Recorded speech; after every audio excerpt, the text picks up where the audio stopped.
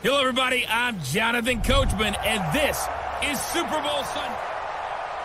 Okay, Coach. Well, the road ends here. It has been a wild, often unpredictable 2019 season, and now it's time for the greatest spectacle in all of sports. Super Bowl 54 from Miami.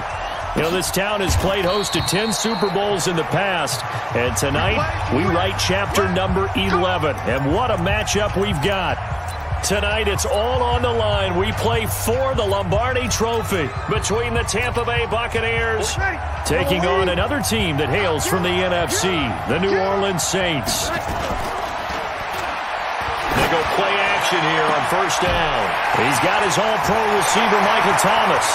The 30, past the 20, and he gets this down deep into Tampa Bay territory. A huge play there right off the bat. 63 yards. Excellent execution, and now they're set up nicely. Are they ever? Red zone? I wonder what the next play call is going to be, because after a big play like that, a lot of teams like to use the momentum to launch another one. That one complete to Hill. And he is into the end zone. Touchdown, New Orleans. With the first touchdown of this Super Bowl. And the Saints take it right down the field and score on the opening drive. Let's make no bones about it. On paper, they're the better team. They're at home. That's a strong opening drive. And just think how many times we've seen this type of a matchup. Just what you said. Better team at home should steamroll it. And we've seen it go the other way. Sometimes, though, they buy into it and understand we are the better team. Let's go out and prove it right now. Well, I guess the opening drive touchdown wasn't enough. They wanted two instead of one on top of that. Well, this team is obviously going for the crusher. All right, they don't want to mess around with just kicking the standard extra point and kind of letting you off the hook for giving up a touchdown. Now they want to really rub your face in it and say, guess what? We're going to be doing this all game long. Let's go. Do it.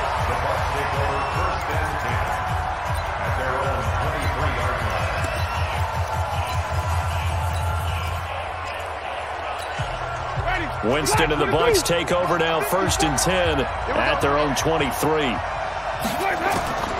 Jameis to throw it. And that is incomplete. Took a shot there on first down, but he couldn't reel it in. Charles already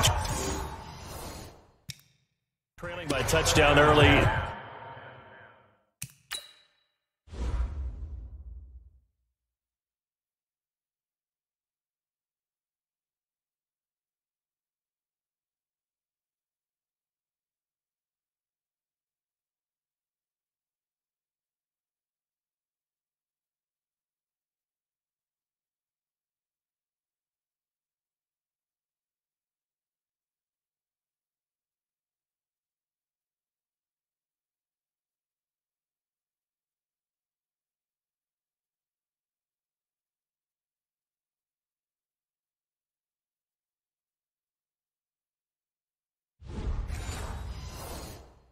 This offense, how imperative is it for them to get points out of this drive? Well, they feel like they have to go ahead and match because of what was already on the board against their defense. But I think even more so, you just want to avoid 3 and outs. You want to be it. He's got him in. Complete. That one good for 26 and a first down. Press coverage on the outside, and for defenders, that's the ultimate risk-reward. If you take the risk, can you reward yourself by keeping them on the line of scrimmage? But no, not on that one. Got the step on them. Now it's just a matter of laying the ball out there. Nowhere to escape, and he goes down. Demario Davis coming in for the sack that time. Man, he got in there so quickly, Charles. What could the offense have done to adjust and account for that? But what you're hoping is that you figure out and you see and get a clue that maybe there's going to be some pressure coming at you, and you change the blocking schemes. Maybe you go to max protection. The biggest one is maybe you bring your running back in to try and keep you clean. But in that case, that didn't happen. Zero accountability, and a sack resulted.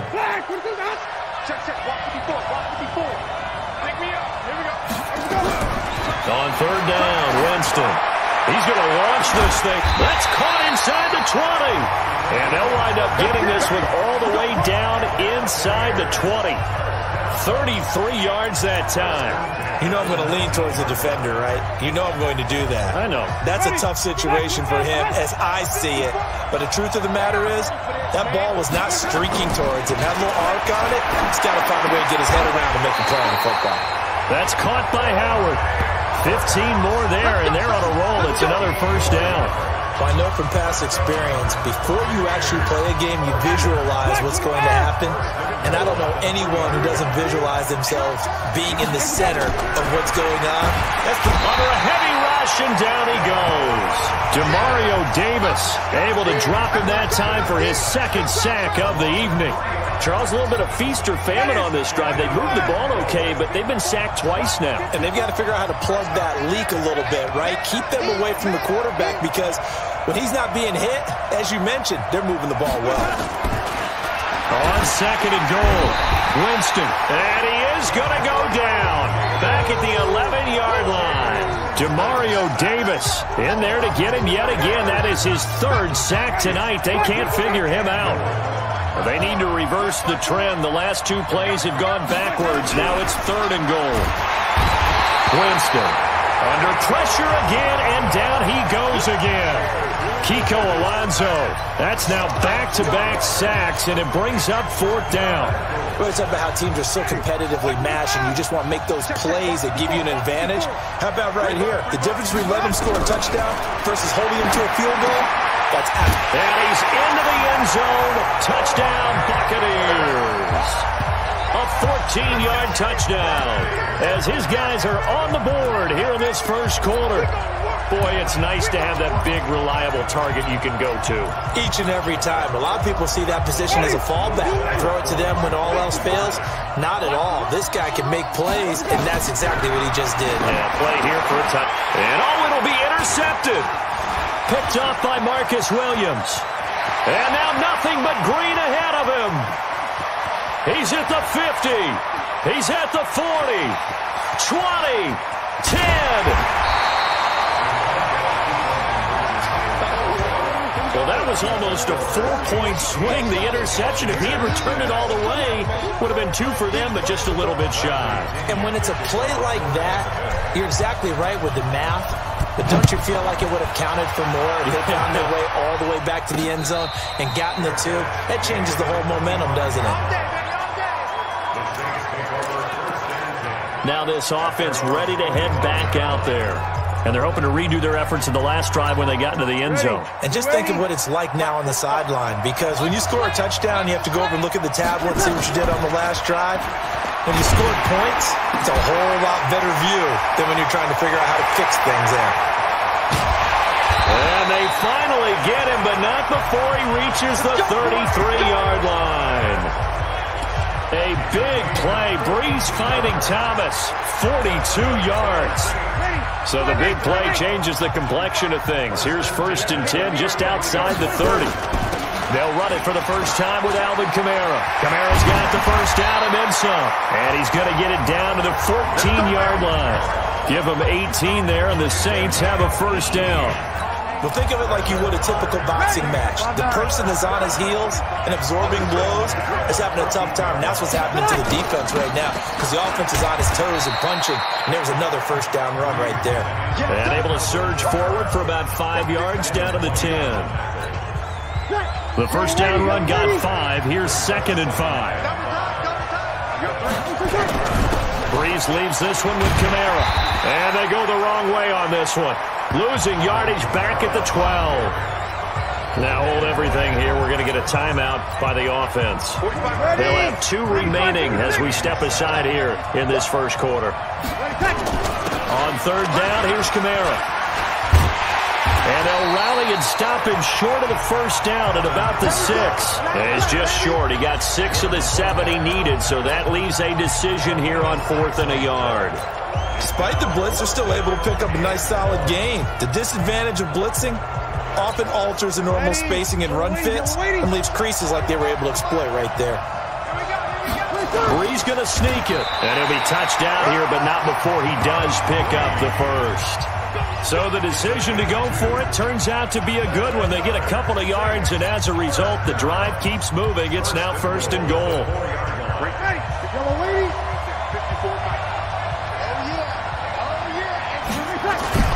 Now this time, Breeze will throw. And he'll take it into the end zone for the Saints touchdown. Drew Brees, his 2nd touchdown pass here in the opening quarter of this game. And the Saints able to stretch that lead out further. As a former defender, I would be angry as well. Could not get off the field. Well-executed offensive drive. No matter what the defense tried, they couldn't stop them. Now Sean Payton going to say, let's go for 2 on this one. Stepping up, he's going to keep it. And he is into the end zone to bump the lead up 2 more. So 2 successful 2-point tries now for them. And you know what it does? It gives you a boost, a huge one for your team because, hey, you're dominating them now. They can't stop you either scoring touchdowns or 2-point conversions. But how about the defense? You don't know what to do at this stage. You can't stop them in any direction. And he'll be taken down just past the 20 at about the 21-yard line. Jameis Winston and the rest of the Bucs set to begin this next drive.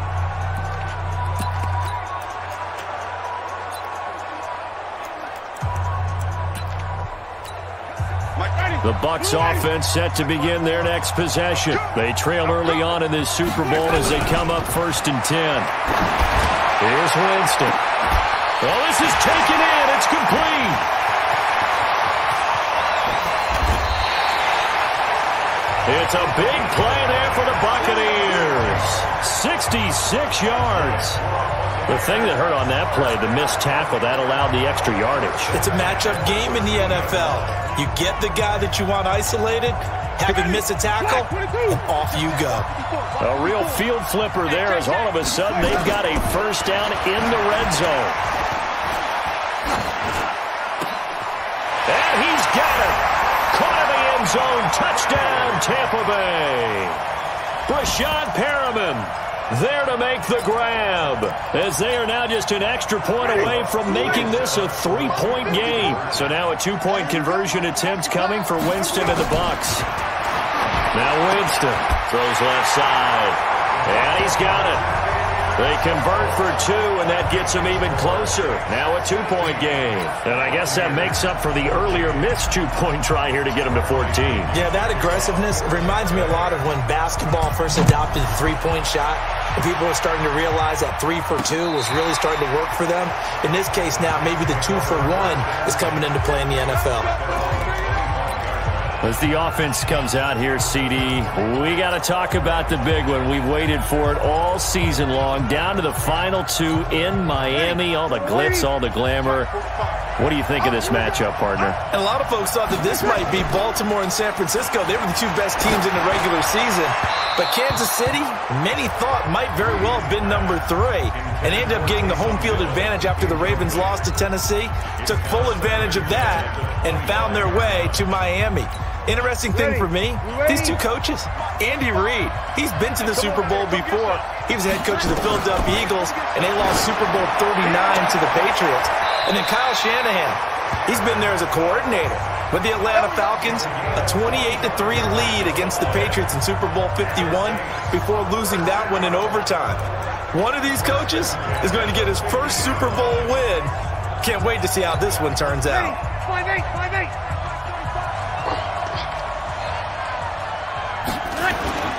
From midfield, here's Breeze. And that is caught on the right sideline, but out of bounds, says the line judge. The throw took him a little too far. It's 2nd down. So here, the men in charge are going to be looking at whether or not the receiver had possession of the ball as he went out of bounds. And they have to make sure that the receiver got both feet down in bounds as well.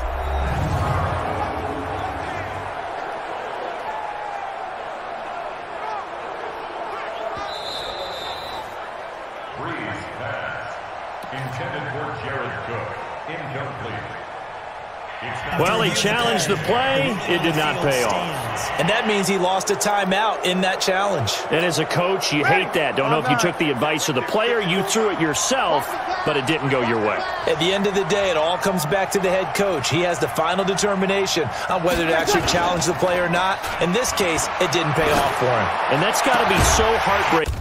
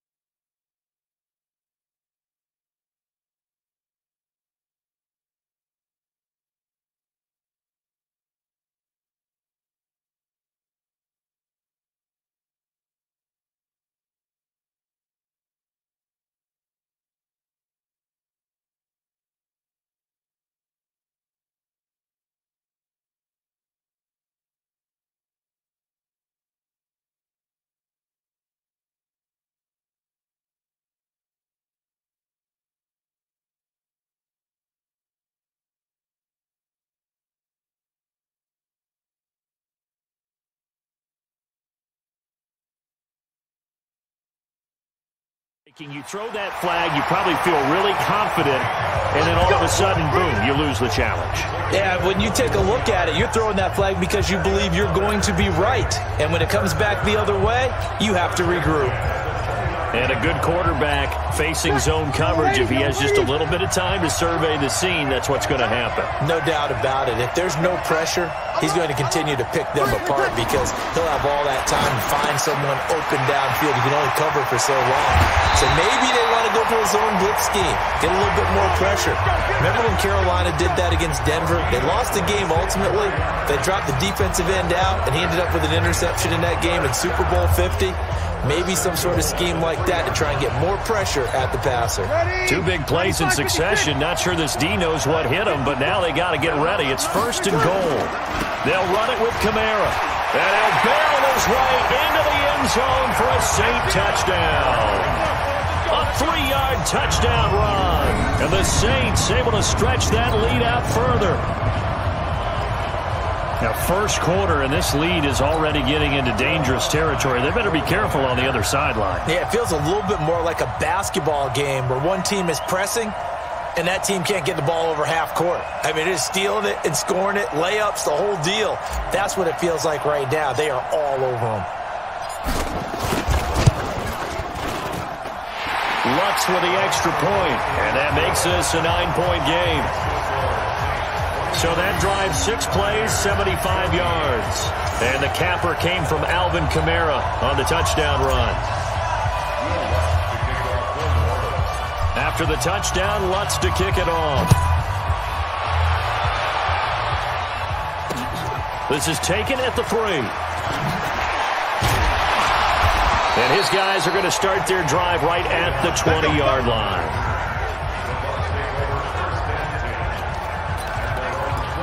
Tampa Bay coming back out here to get the football. As they do that, help me figure out these Buccaneers, a team that every year is hard to figure out. This season, 7-9, first year, nowhere to escape, and he goes down. Kiko Alonso, his second sack of the night. Brandon, if I'm an offensive coordinator and I see an all-out rush like that, I file it away because I'm going to use their aggressiveness against them as this game goes on. I'm going to hit them with a screen soon.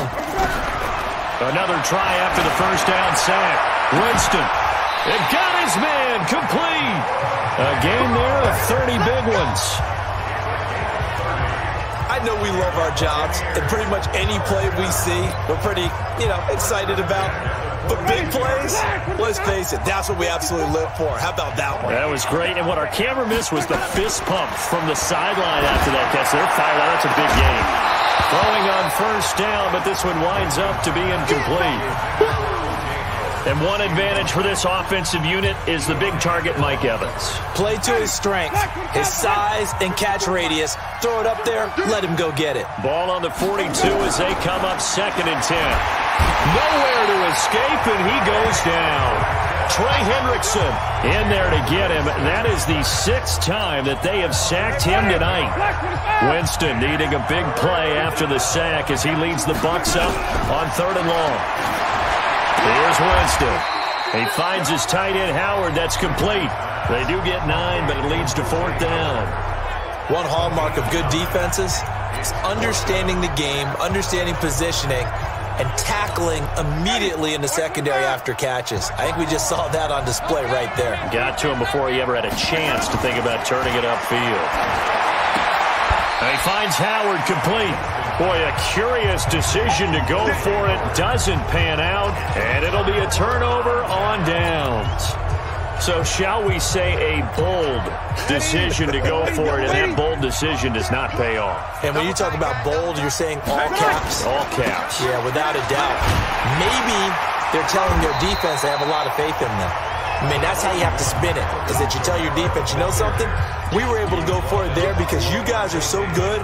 I'm not worried about things. That's the only explanation I can come up with in this situation. Well, he better get ready to spin it for that postgame.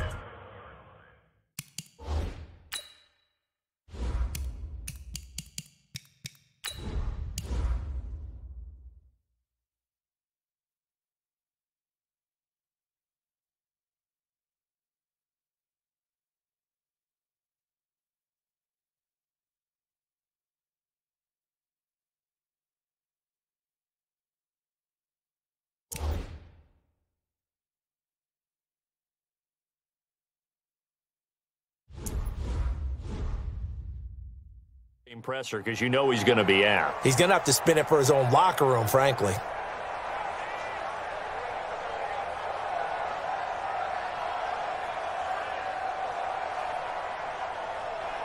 The last run got 3. Now here's 2nd and 7. Off the play fake to Kamara. It's Breeze. And seeing nowhere to throw, he chucks this one away from harm. Incomplete. Now it's 3rd down. They head to the line facing a 3rd and 7 following the incompletion on 2nd down. Now a play fake. Breeze. He is going to find Hill here. And he's taken down inside the 30. Give him 18 there, and the Saints have a 1st down. And the former first pick of the 2nd round of the 2001 draft doing his thing. And the beauty of watching him play is progressions. Yeah, he can throw it deep, but how about his ability to hit secondary targets, underneath targets, and hits them with accuracy? And now a throw on 1st down there, but it's incomplete. Yeah, that one sailed on him. You've got to make sure you give your receiver a chance to come down inbounds because they are very gifted. They'll make the circus catches, but they make them out of bounds. That does you no good. Throwing again on 2nd and 10. Breeze. And he's just going to get rid of this thing. To no one here. He throws it away. And now it's 3rd. So back-to-back incompletions, and that has him staring at a 3rd and 10. Breeze to throw again. And he'll just toss it away. So he throws it away, and that brings up 4th down.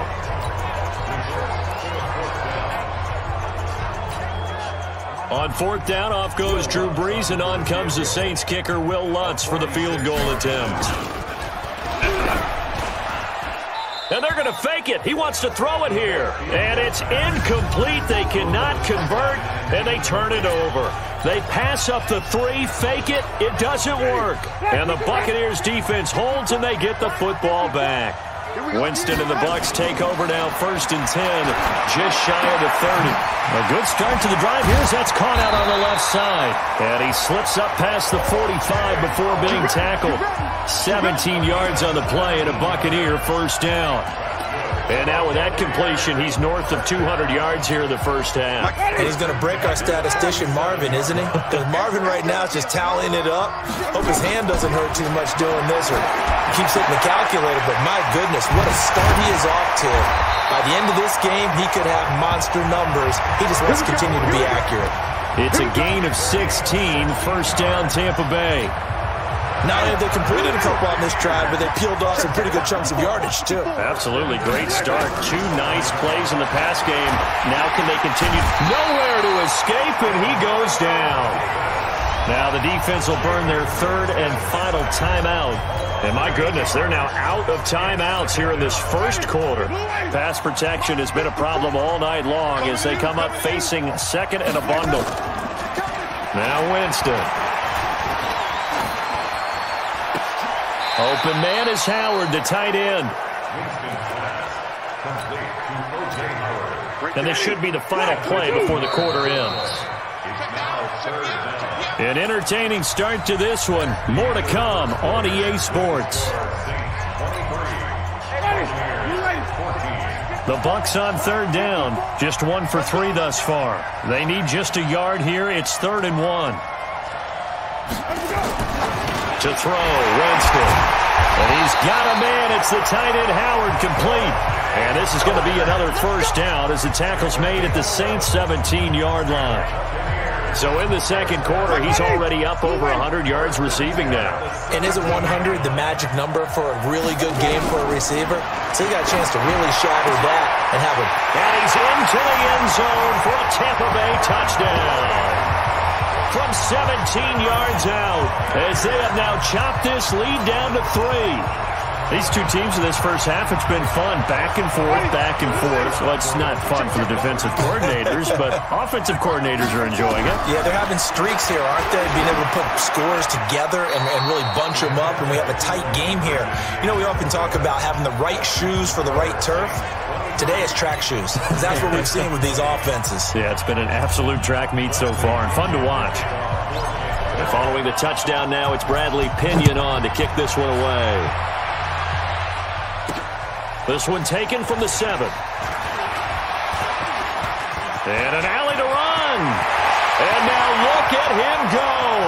30, 10, touchdown, New Orleans. A 93-yard kickoff return.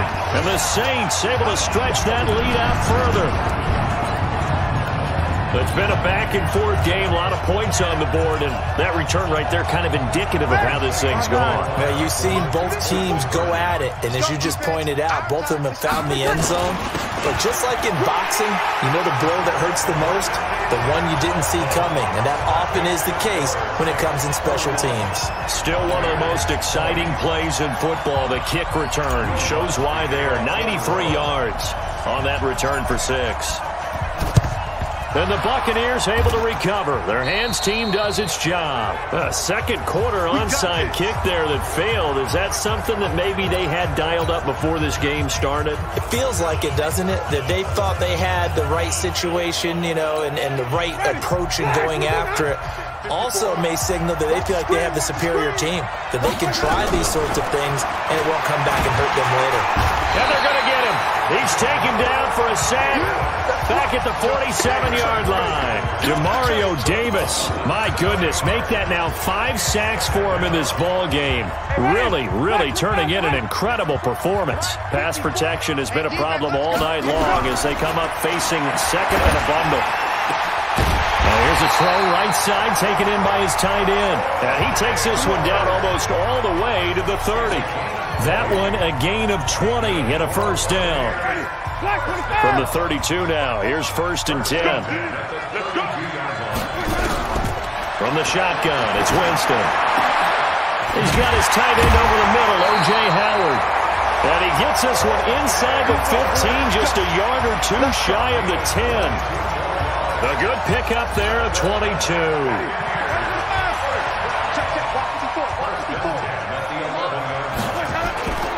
Now a first down carry by Jones. And he is going to be stopped cold behind the line of scrimmage.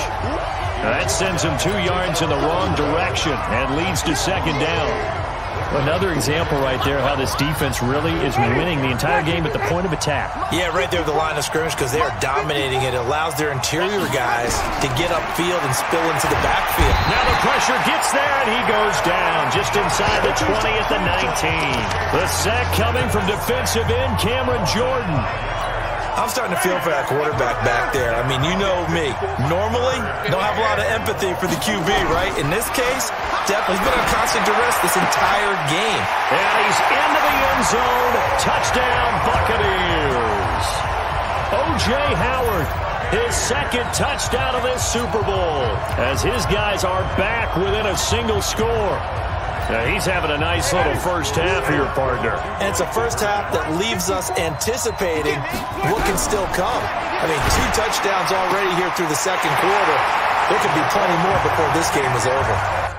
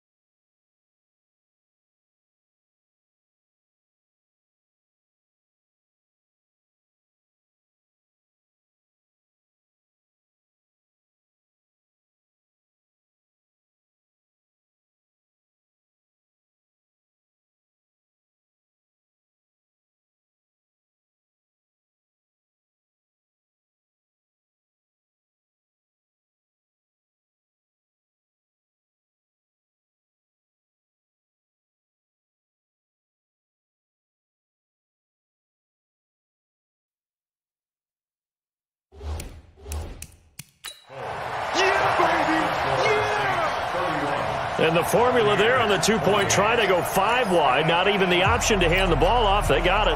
They tried to create space, and there isn't a whole lot of it there. For the defense, what you're trying to do is make sure that if they're going to catch the ball, make them catch it behind you because they run out of space with the back line. But in this case, the offense figured it out. Sheds a 2nd man. He's building up some momentum, isn't he? And there he goes again. Touchdown, New Orleans. He goes 95 yards to the house on the kick return. And the Saints able to stretch that lead out further. I can't help it, partner. I get fired up. 2 kickoff returns for touchdowns in the same game. This is fun to watch. Yeah, we call a lot of games at a lot of different places. Sometimes it seems like we do it simultaneously, but we rarely get to see this. And this is going to be caught. It's good. And that extends their lead by 2 more. So they go with a pass there on the 2-point try and able to convert it, Charles. And a good job by the offense figuring out their 2-point play and using it well. It's interesting how people are using the strategy nowadays, though, isn't it? It really is, and I don't know how much that particular play factored in, but with the PAT moving back in 15-16, that kind of changed things, didn't it? It's really a part of everyone's strategy now. When I talk with coaches and when we sit with them, they always talk about they actually have 2-point periods in practice now, something they never really did before. And now whistles and a flag, and I think we got a jump here. Encroachment, defense.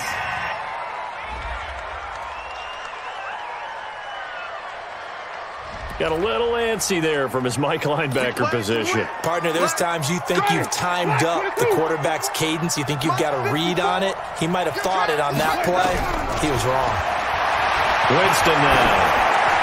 Throwing middle, but it's incomplete. He was trying to find O.J. Howard, and that'll bring up 2nd down. Ball on the 30. They'll come up with a 2nd and 5. Winston. Nowhere to escape, and he goes down. Cameron Jordan able to drop him that time for his second sack of the evening. How about that, partner? His second sack of the game, and that puts him in some pretty good company. 17 guys have had 2 sacks in the previous 52 Super Bowls, but only 3 have had the record number of 3 sacks. He's got him in, complete. A big gain of 31 on third down. Obviously, they're not where they want to be right now on the scoreboard. Big plays like that, though, that'll trend them in the right direction. Yeah, a few more like that, they'll be right back in the game. And if they can continue to do that, maybe they'll inspire their defense as well and get a few stops. And he's corralled, but not before getting it inside the 35. First down, Tampa Bay there, a gain of 13. And on that last play there, he's over 400 yards passing now. You know what that generally means? Success. That, and it means you really didn't miss opportunities. Usually very accurate. The ball. Blitz coming, and down he goes. Malcolm Brown at 3 bills and some change comes in to drop the hammer. The amount of sacks that they've absorbed in this game is absolutely extraordinary. Let's just face it. This offensive line, flat out, cannot handle this pass rush. It's been demonstrated time and time again. After the sack on first down, Winston. Oh, the pressure too great, and he goes down once more. Trey Hendrickson, his second sack of the night.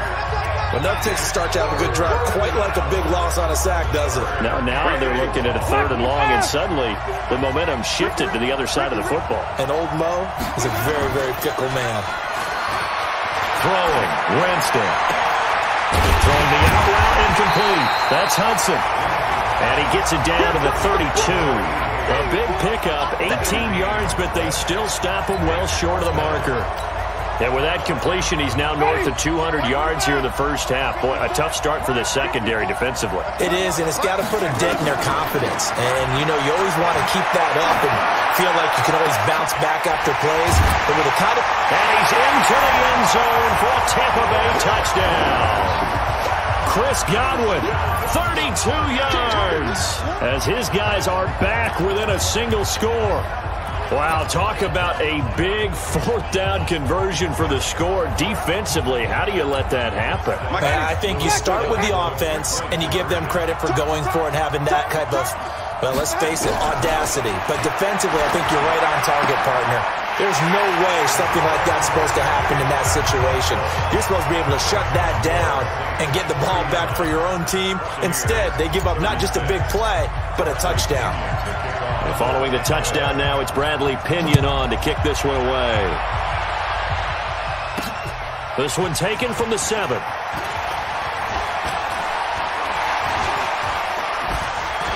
And a nice job there as he gets this one up just shy of the 35-yard line at the 34. Drew Brees getting ready to go again on offense. And he's been good. 2 first-half touchdown passes, no interceptions so far. Does a lot for your confidence. Does a great deal for your team. Gives them a lead, and they're feeling really good about how they're playing. I think he expects to throw at least another one. I was going to say, now he wants the first-half hat trick, doesn't he? Oh, without a doubt. Go ahead and fling him on the field, folks. He wants that type of celebration. 39 yards the distance covered on the catch and run. So now then, the big play has him all the way inside the 30 now, 1st and 10. Now Brees. They complete it to Hill. And he is into the end zone. Touchdown, New Orleans. Drew Brees does it again. 3 first-half touchdown passes for him now. And the Saints able to stretch that lead out further. I know Paul Revere talked about by land or by sea, right? You know, 1 by land, 2 by sea. He didn't mention air because right now we're seeing a big-time performance, aren't we? That's 2 touchdowns so far in this game. Where'd you pull that one from? And, you know, every now and then I actually listened in history class. And you're just a scholar all the way around. You're reading all the time. I like that you fit that into the broadcast. You know, I just grab a nugget when I can. This will be taken to the back of the end zone. A little track jump. And the decision to bring it out will cost him about 5 yards as he'll get this only back to the 20.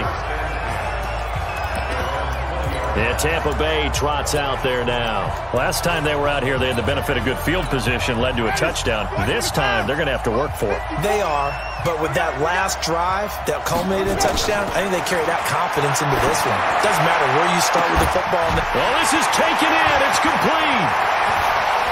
Down the numbers. There he goes. Touchdown, Tampa Bay. O.J. Howard with his third touchdown of this Super Bowl, as his guys are back within a single score. One play, 80 yards. Pretty easy drive to recap. It certainly is, but not so easy to execute. Starting on your own 20, you want something to kickstart. And this is going to be intercepted. Picked up by Von Bell. And a big turnover there as his guys will get the football back. It's interesting that when it comes to two-point conversions, even heavy run teams tend to throw the ball in these situations. In this case, this one was intercepted. Yeah, they weren't fooled. They were ready for the pass, picked it off.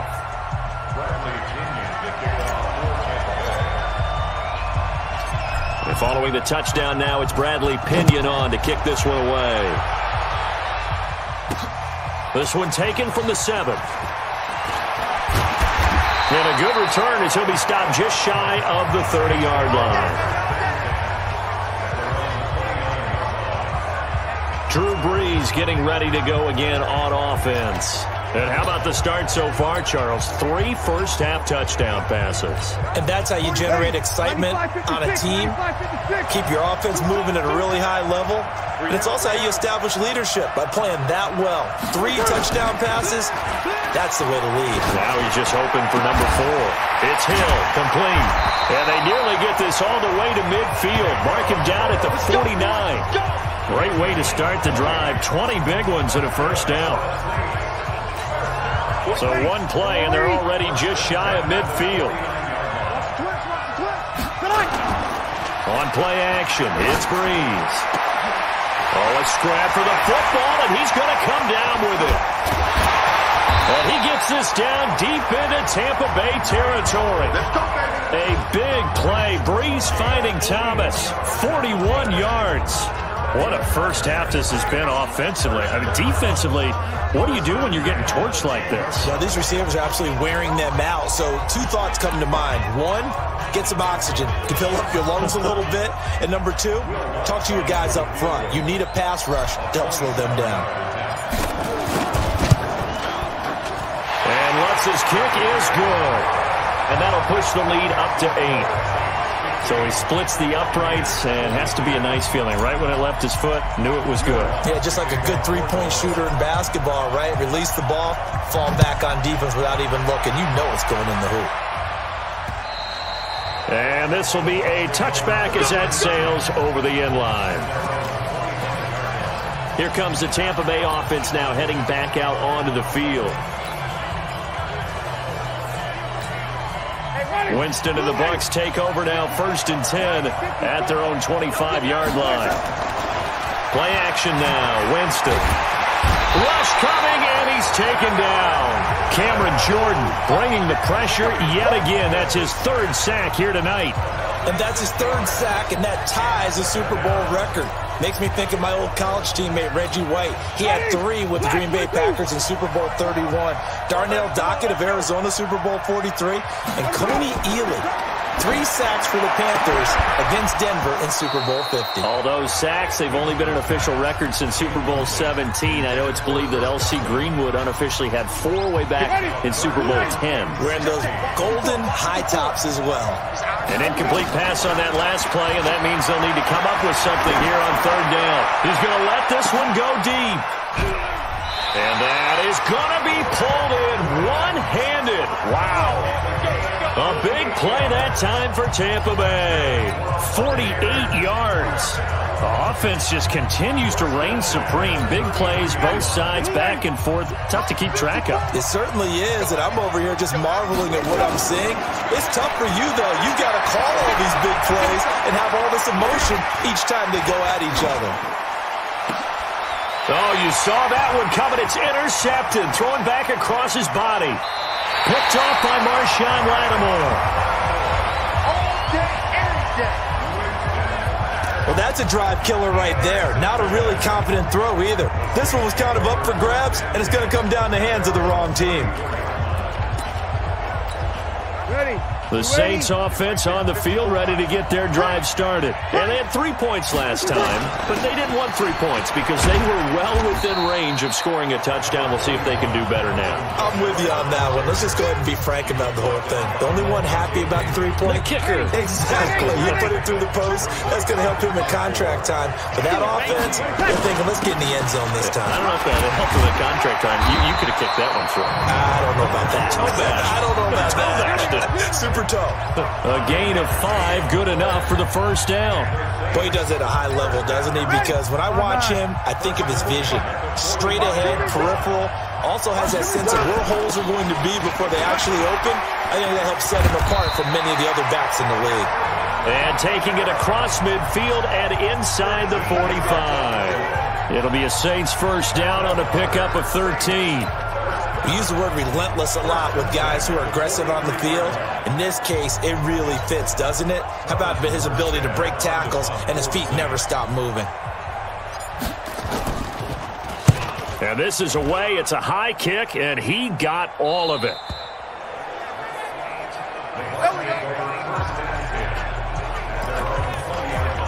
And Tampa Bay trots out there now. And there are parts of their last drive they'd like to emulate. And, of course, they'd like to forget the ending, the interception. But they did put together, Charles, a nice sustained drive to get him down the field. Yeah, and unfortunately for them, the only thing that matters is part 2. Nowhere to escape, and he goes down. A.J. Klein. The blitz works to perfection as he gets in there to dump him for a loss of 8. Pass protection has been a problem all night long as they come up facing second and a bundle. To throw is Winston. He's going to wind up and got his man complete. 27 yards there, a first down. Now the Bucs going to use the first of their timeouts. They'll have 2 remaining as we step aside here in this second quarter. So here's a 1st and 10 at the 38. Winston. That's caught by Howard. That's back-to-back plays of over 20 yards.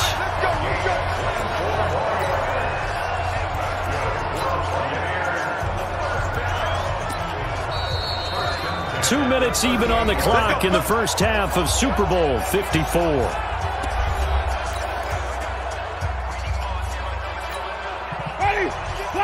A reminder coming up at intermission, we'll get highlights of this Super Bowl from Jonathan Coachman and the crew in Orlando for our EA Sports halftime report.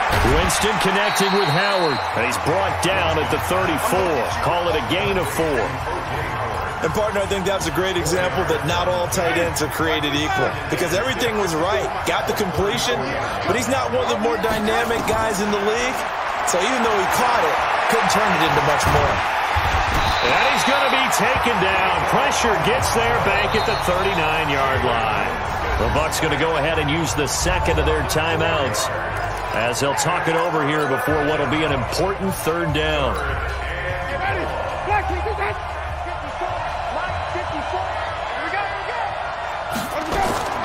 From the gun, Winston.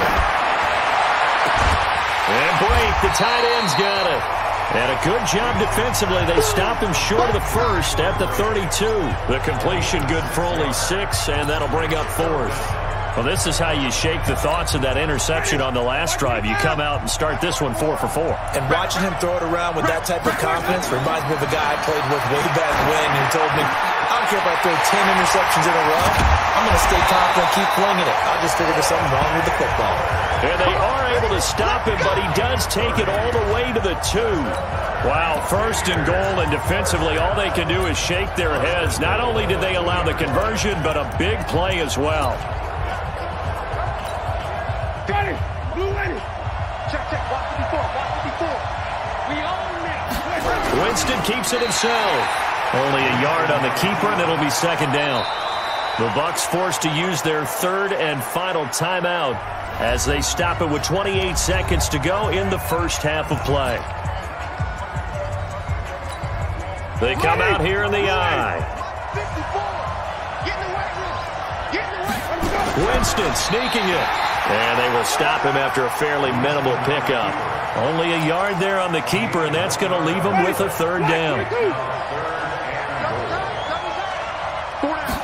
Winston keeps it himself, and he'll take it into the end zone. Touchdown, Tampa Bay. Jameis Winston in the final seconds of the first half as his guys have cut the lead down to 2. That's one of the better examples of clock management I've seen. Whittled it all the way down just about and still put the ball in the end zone. Yeah, just a methodical drive and something really to take into the lockers here. Well, partner, since this new two-point rule came into play, offenses spend a lot more time working on it. That means the defenses are doing the exact same thing. And now a fair catch called for, and he'll indeed take it at about the 6-yard line.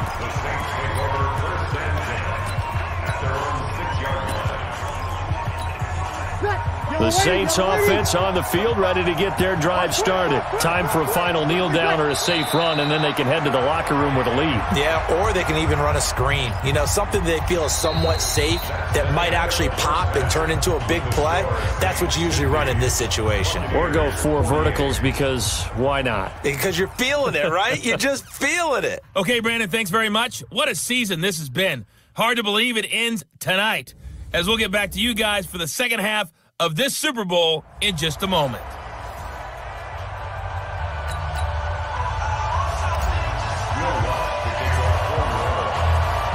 The never tedious halftime show behind us, and now it's back to football as we get going again in Super Bowl 54. This is taken at the 3.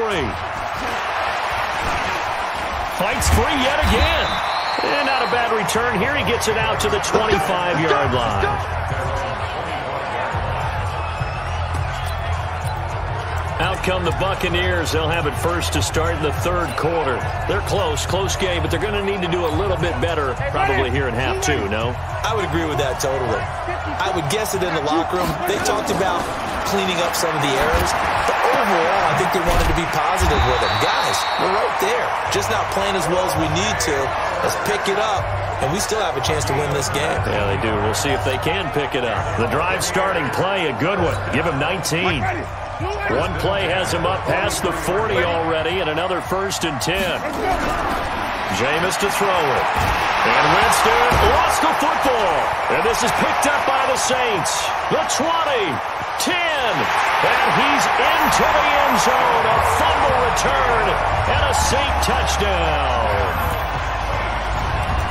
And what we just saw, very, very rare. We only had 5 of those in the first 50 Super Bowls. The biggest stage, the biggest game, and we just saw it happen again. Extraordinary. The defense has been good, and they were good again there. Now whistles and a timeout signaled here by the offense, and that's their first of this second half.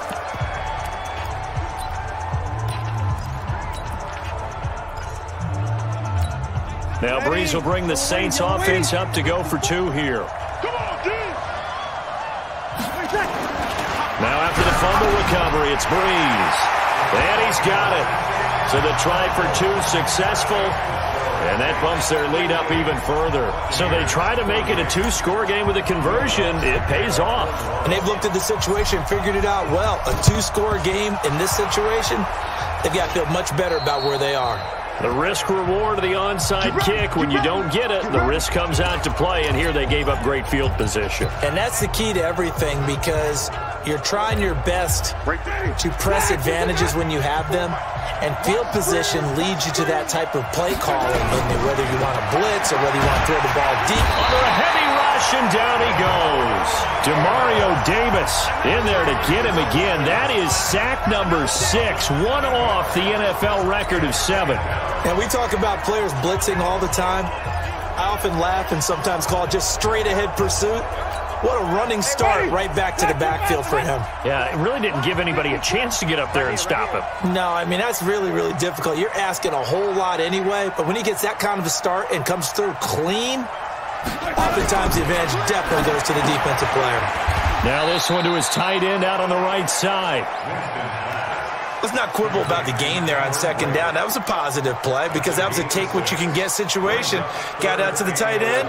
Now it gives them much better opportunity to convert on third down.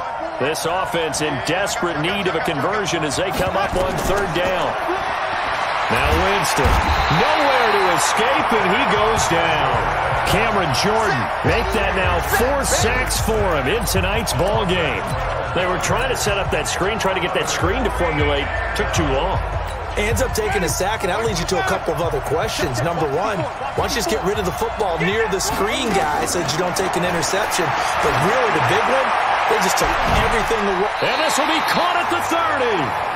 4th down conversion plays, you usually think 1, 2, 3 yards, maybe 10. Not there. What a huge pickup as the Sticks make a drastic shift forward. So the big play has them all the way down to the 30 now for 1st and 10. This is caught. And he's brought down after a very nice gain. That one nearly 30 yards, 29 officially. It's got to the point where we see guys like that make that type of a catch. Not fair goes through my brain.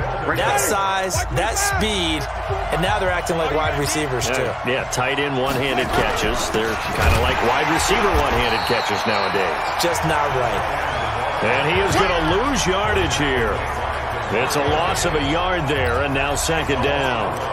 I like the idea to mix it up from time to time because, let's face it, you can't be predictable. But the execution was a little lacking on this one, right? They might want to go back to the drawing board with that call.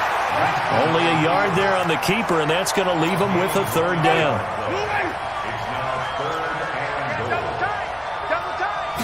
Winston sneaking it, and he's in. Touchdown, Buccaneers.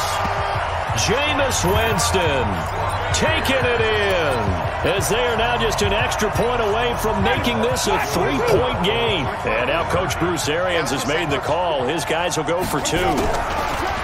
Winston to throw it this time.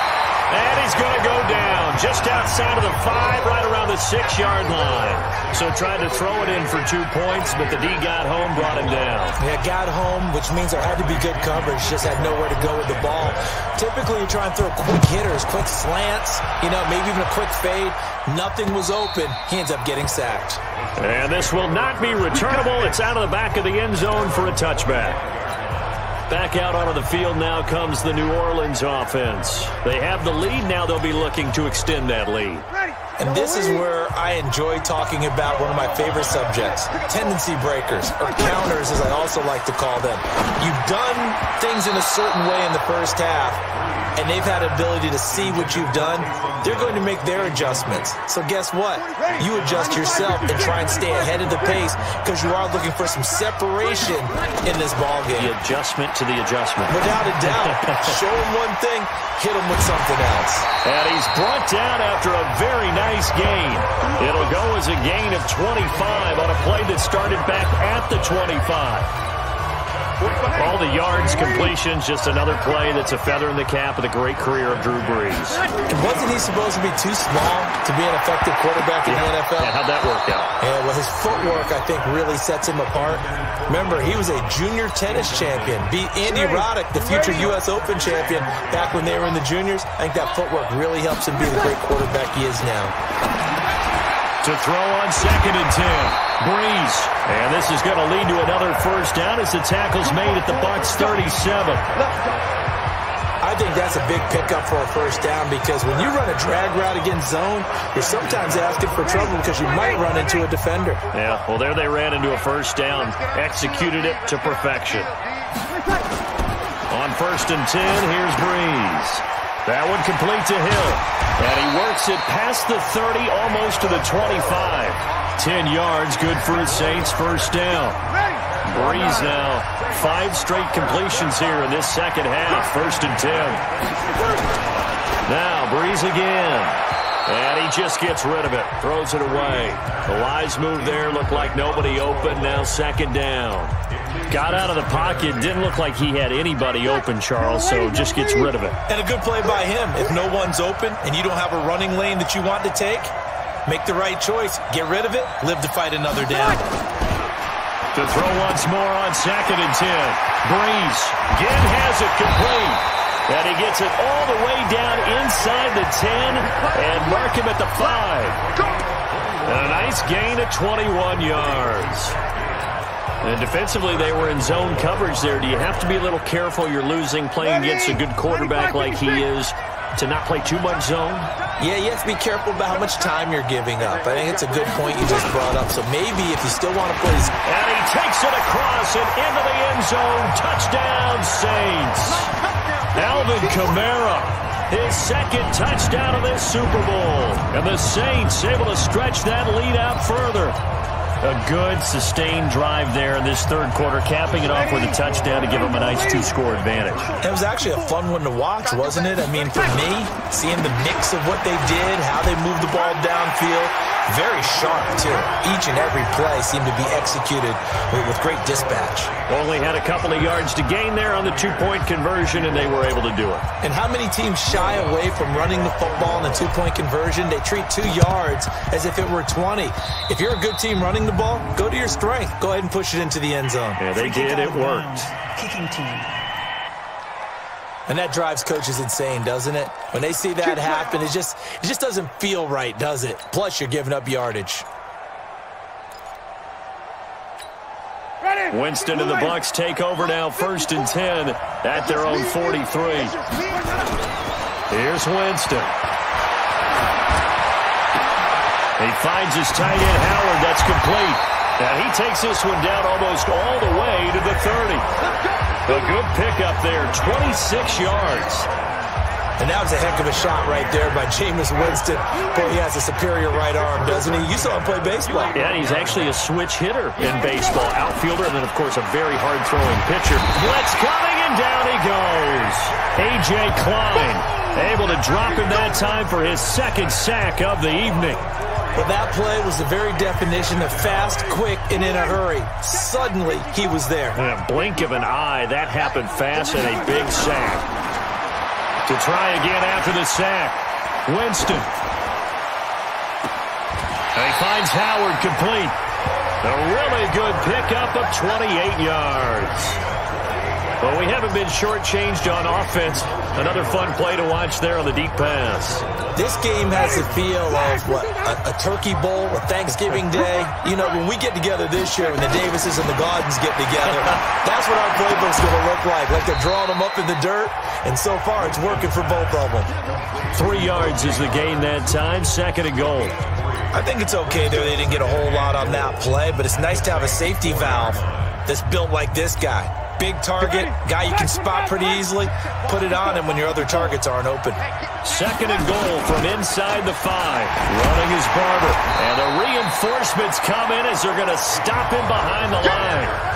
That backs him up 1 yard and brings up 3rd down. Well, sometimes I get caught in hyperbole, but I think they desperately need to punch this one in. They're running out of time. Yeah, 2-score game, 2nd half. You're down here. This is the time to put it in the end zone. And not going to get much better than this for an opportunity. And this is going to result in losing yardage. They're driven back to the 8-yard line. It's a loss of a full 3 yards, and it brings up 4th down. He has elite instincts from his linebacker spot. He's able to diagnose the run and flies in like a missile to stop that one behind the line of scrimmage. Here's Winston. Godwin's got it. Touchdown, Tampa Bay. Chris Godwin, his 2nd touchdown of this Super Bowl, as his guys are back within a single score. 4th and goal, and they found a way to throw it in the end zone for a touchdown. And these defenses, it's a fake. They'll try and throw for it. And this fake extra point attempt failed big time. Not only did they not get it, they went backwards. Let me go ahead and show my age a little bit. I liked it when they would fake it from the 3-yard line, right? When you'd line up, go ahead and, there's a fake, and now he's going to get 2. That's great. But from the 15... the risk-reward, it's just not there. It's so risky to get 15 yards on a fake. Well, you see the result right there. Yeah, I know these young whippersnappers are trying to do different things in this game, but let's get back to what we love and kick the ball through the post. Get off my lawn. That's darn right. Look, I know that all eyes and all credit should be on the guys that brought the ball back a long way, but I'm just wondering about the guys covering and their special teams coach. They've got to be looking at each other and saying, at what point are we going to find a way to stop these guys? He gets it to Thomas. Now this will leave him a yard short. Nice pickup of 9 yards on 1st down. That last catch short of the marker by just a yard leaves him with a very manageable 2nd and 1. Throwing now is Breeze. Thomas has got it. Complete. He's got a first down and much more inside the 20. And he's got it all the way down to the 12-yard line. Let's go, baby. Let's go. I like watching the wide receiver screen because it's a real teamwork play. Because guess what? The guy catching the ball, he'll get all the credit. But how about the people up to block in front of him? Either fellow receivers or offensive linemen. That makes that play a really nice timing play. And sometimes it can break big. So a good snap, good hold, and right down the middle. Never in doubt. Just the way you used to hit them, partner. You mean like kicking the ball? Exactly. Well, that was in high school. Doesn't matter. I don't care what level. You hit them, they go through. This will be taken in at the 1. He stiff arms him. And he's up past the 20 to the 22-yard line.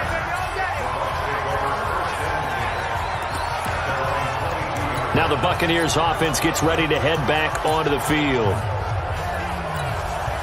Winston and the Bucs take over now, 1st and 10 at their own 22. To throw, Winston. He's going to air one out. And that is incomplete. Showed off the arm strength there, but to no avail. 2nd down. I guess they figure with a guy who is that hot downfield, who knows how to get the ball into the end zone, you throw it up and give him every opportunity, even though that one fell incomplete. Yeah, he's already been in the end zone multiple times. He's got him in, complete.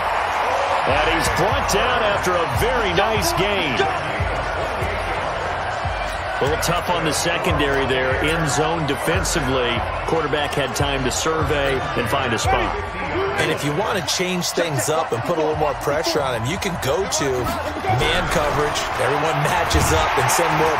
Rush coming, and he's taken down. Demario Davis in there for the 7th time in this game alone, and that ties him with a late Derek Thomas for the most sacks ever in a single game. Pass protection has been a problem all night long as they come up facing 2nd and a bundle. Now Winston. And this is going to wind up incomplete. The coverage there too strong on the deep ball, and now they face a 3rd down. This offense in desperate need of a conversion as they come up on 3rd down. Winston looking deep downfield. Into heavy traffic, and it's intercepted. Picked off by Eli Apple. And a big turnover there as his guys will get the...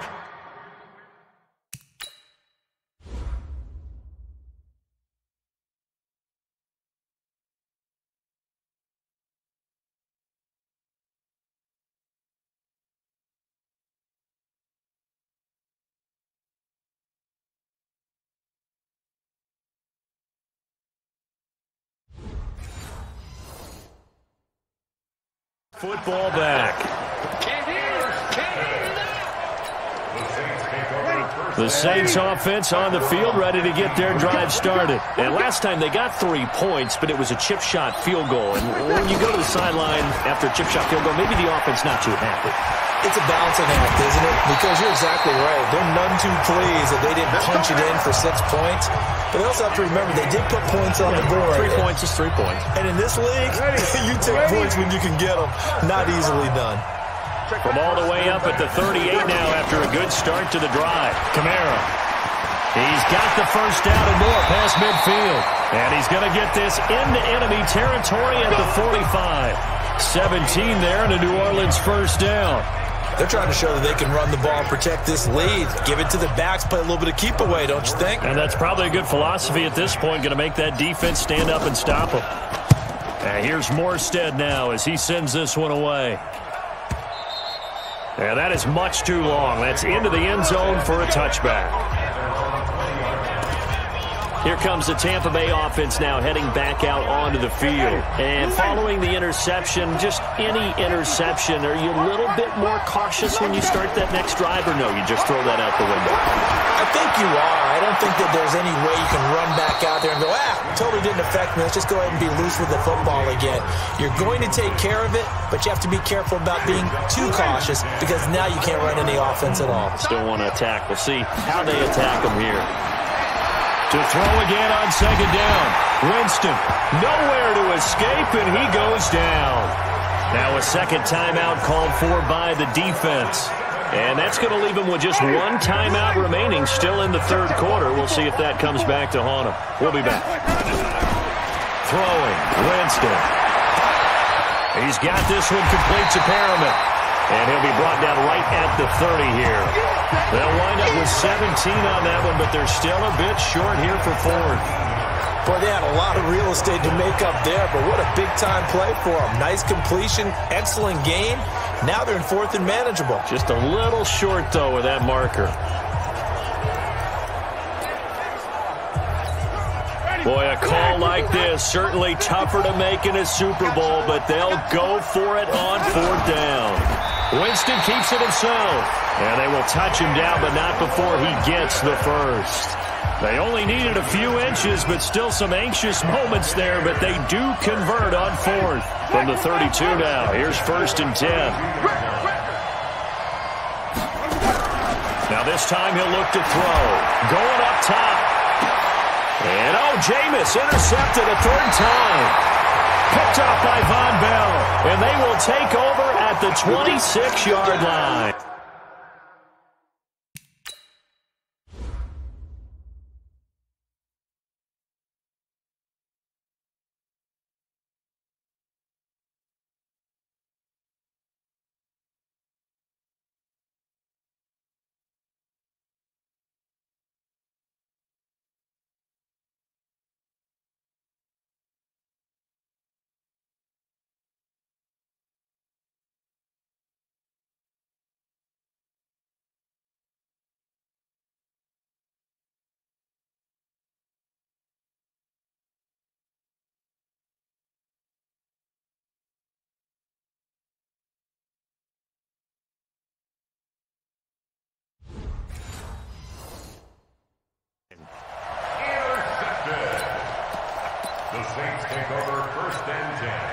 The Saints offense on the field, ready to get their drive started. They're out in front. Last time they had to punt it away. We'll see if they can add to their lead now.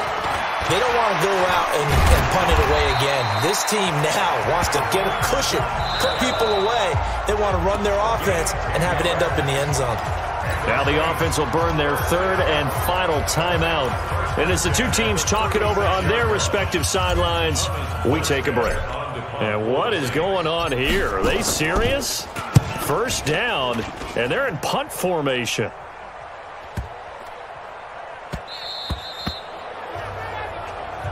There we go. 1 quarter remains here in the Super Bowl. We'll return with more after this. You're watching the NFL on EA Sports. The Bucs offense set to begin their next possession. They are looking to make a bit of a 180. They are sputtering right now. And frankly, I think it's time to call your playmakers together. Oh, this is taken in. It's complete. Great start to the second quarter. Better than 30 yards. You're at the point in the game right now where you got to start taking some chances, and that chance paid off. And it's a good idea to be that aggressive because, truthfully, the defensive guys, they're just playing not to make a mistake. That often means you can... This is caught inside the 15. And he's into the end zone. Touchdown, Buccaneers. O.J. Howard with a record 4th Super Bowl touchdown tonight as they have now chopped this lead down to 3. So a big play coming now for the Bucs as they'll go for 2. No, we're not cheering. No, we're not rooting. But and he's taken down here by the Saints. Well, they tried to get 2 and ended up getting none because the quarterback had nowhere to go with the ball and ends up getting sacked. Nowhere to go at all. Great job, though, defensively. They were ready. And following the touchdown now, it's Bradley Pinion on to kick this one away. This one taken from the 7. And just bowling over tacklers. And a nice job there as he gets this one up just shy of the 35-yard line at the 34. Now the Saints offense, they get ready to go back to work here. And I would say they went 3 and out last time, but actually they didn't even get to 3 and out. Still a strange decision to us here in the booth. Yeah, let's hope they don't go 1 and out, but maybe, possibly, let's try and think with them here. Try to play field position maybe, turn the ball over, put it in the hands of their defense. Who knows? You're a nice man. 17 there and a New Orleans first down.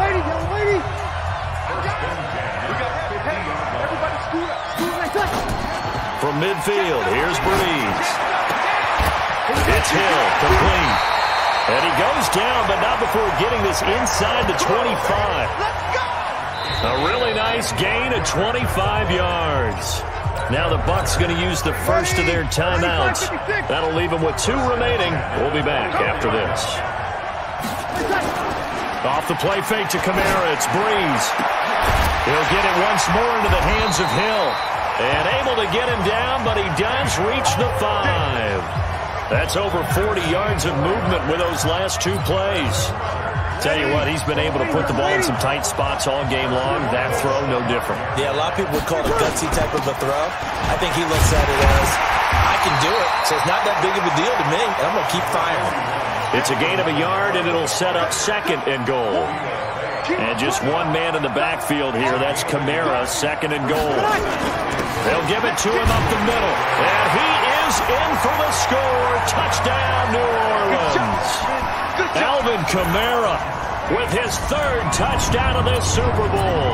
And the Saints able to stretch that lead out further. All right, now a big 2-point conversion attempt still to come.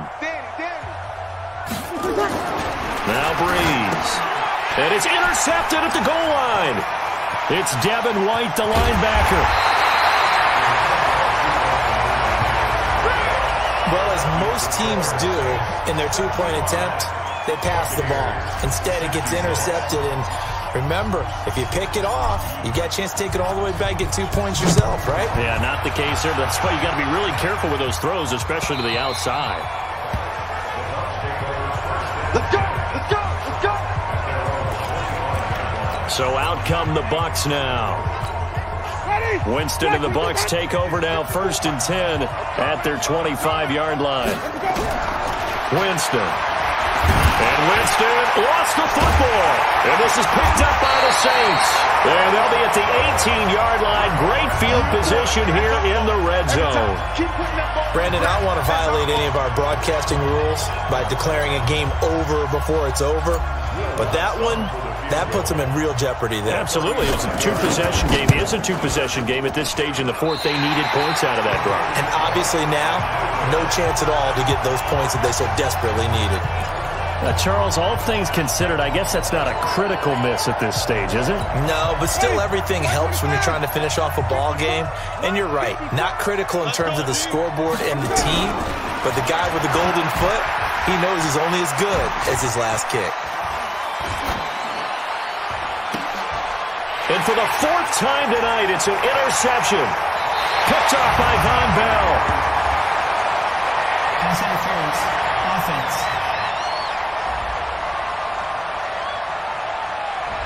So they elect to decline it. And why not? Just go ahead and let the play stand, and they'll take that. And a strange one here, a little befuddled. They're sending out the field goal unit now. From the left hash, it's a 42-yard attempt. And Lutz puts this one through. And that will give them a 12-point lead. So they settle for just the 3, but clearly right now anything helps trying to salt this one away in the 4th. Without a doubt, obviously a touchdown probably would have been the final nail to finish this thing off, but they still ate up time, got points. So while it's not mission accomplished, it's darn close. Get ready! Get ready! Get ready! A look at Jameis Winston now as he gears up to lead this offense again. With his guys trailing here in the 4th, he can ill afford a repeat of the interception that ended the last drive. Yeah, you're 2 scores down. You take it upon yourself now to play perfect. And the pressure gets there, and Winston goes down. Cameron Jordan in there for the 7th time in this game alone, and that ties him with the late Derek Thomas for the most sacks ever in a single game. Pass protection has been a problem all night long as they come up facing 2nd and abundant. Now a deep ball going to be caught here near midfield. And they nearly get this all the way to midfield. Mark him down at the 49. A very nice pickup of 33 yards. The big play has him all the way out near midfield for a 1st and 10. He sets to fire deep. And that'll wind up incomplete. Try to give his man room to run under it, but it's 2nd down. Brandon, at least there's one bright side to that incompletion. What's that? It wasn't an interception. Wow. You're a nice guy. That was kind of savage. But correct. No pick, just... And my goodness, another interception. Picked off by the linebacker, Demario Davis. And his guys are going to take over at the 39-yard line. The interception woes, they just continue to mount. He's thrown 5 picks. At this point, you got to be thinking, is it something between the ears? I think a confidence hit does occur once you start getting those numbers up there a little bit. But as you and I both know, it's not always just one guy's fault. Maybe somebody ran the wrong pattern. Maybe somebody was tipped. It could be so many different things. Bottom line, though, it comes back to the guy throwing them. Another throw on second down, and this one incomplete as well. Now they face a 3rd and 10 after back-to-back incompletions. Breeze now to throw. And incomplete. He had nowhere to throw, so he just tossed it away. But that brings up 4th. The Bucs going to go ahead and use the second of their timeouts. That's going to leave them with just 1 remaining here in this 4th quarter.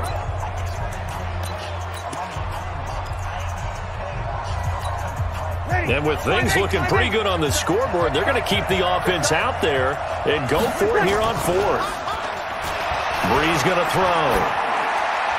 And that is incomplete. The Saints' decision to go for it backfires. And the Bucs are going to take over with excellent field position to boot.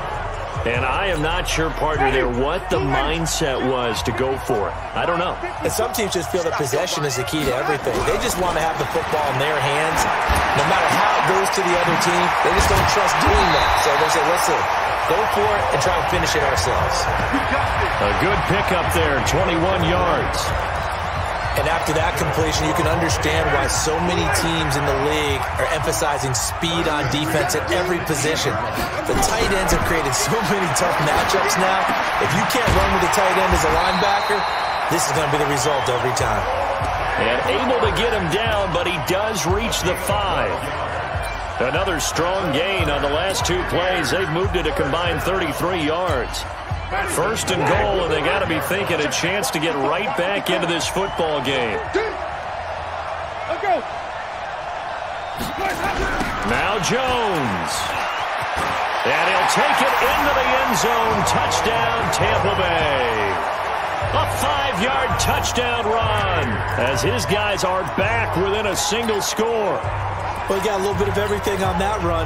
Offensive line creating some space, but how about the guy running behind his pads into the end zone? What does that mean when a guy says running behind his pads? It means that he's going to... And now here is another interception.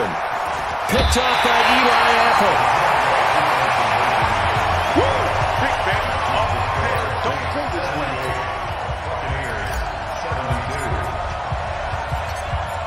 Following the touchdown now, it's Bradley Pinion on to kick this one away. This one taken from the 7. Oh, he breaks a tackle, and he's got an alley. And out of bounds finally, but not before getting it way across the 50 inside the 25. Look, I know that all eyes and all credit should be on the guys that brought the ball back a long way, but I'm just wondering about the guys covering and their special teams coach. They've got to be looking at each other and saying, at what point are we going to find a way to stop these guys? And a strange one here, a little befuddled. They're sending out the field goal unit now. This to make it a 2-score game. The kick by Lutz is good. And that will make this a 9-point lead.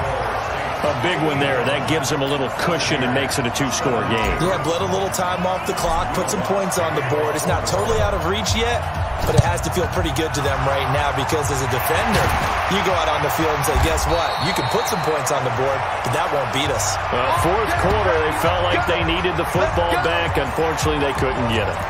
And I know we brought analytics into the game, and someone has said here that the data says that when a team's expecting an onside kick, 80% of the time, the team expecting it, they do actually recover the ball, which is what we saw here. I just wonder if that number is much more of a anecdotal type. And he's going to go down. Back near midfield at the 49. Cameron Jordan in there yet again. They just cannot block him. He now has 8 sacks, and that is a new single-game record. Pass protection has been a problem all night long as they come up facing second and a bundle. To throw is Winston. It's caught inside the 25. He'll get this one down near the 20-yard line, just shy of the 20. A game there of 30 big ones. Big plays back and forth just continue. Both offenses excelling. And I hear the excitement in your voice while you're calling this game. This hurts my soul as a defensive player, watching these teams go up and down the field and put points on the board. Do me a favor the rest of the way. Sit back, relax, and just appreciate the offensive dominance that's going on out here. I'll give it a shot. From the 21, it's 2nd and 10. Jameis to throw it. That's caught by Howard. And stopped a few yards shy of the goal line at the 3. The Bucs passing game looking good on this drive. It's a first down.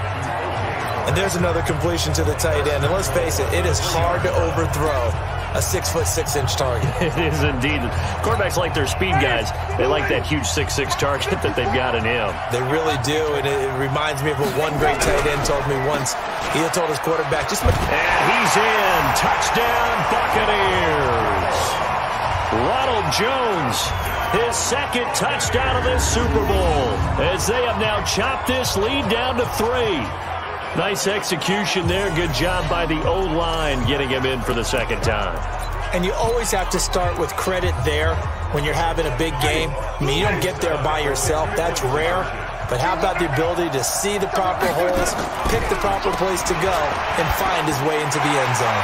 And he will find the end zone again. So he gets the touchdown and the 2-point conversion, and that'll cut this deficit down a little bit further.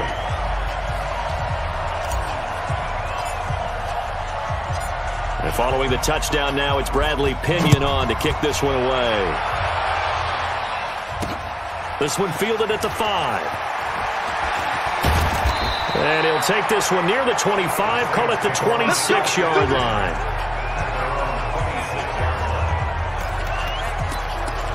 Here comes Michael Thomas and the rest of the Saints offense. Glancing down at the stat sheet, and we've been tracking it, but you get a 100-yard game, you're really happy. You're over 200 like he is, you probably want that ball after this game, don't you? You want that one. You want to continue to call the same plays in any other game you play. You're having one of those magical performances that just never want to end. And you know something? Your fellow receivers, they get those clenched grins right now like, congratulations. Well, why isn't it me? Well, so far, it's been all about him. Throwing on first down, but this one winds up to be incomplete. There's a lot of contact going on there, and in the end, unable to keep 2 hands on the football and bring it into his body. Everything looked pretty good until the finish. On 2nd and 10, Breeze gets this to a standout receiver, Thomas. That one good for the completion percentage, but no gain. It'll be 3rd down. Now the old pass completion for no gain, not something you want to call up out of the playbook too often. Yeah, most offensive coordinators don't have that on their play sheet, so they've got to go back and scramble after this one.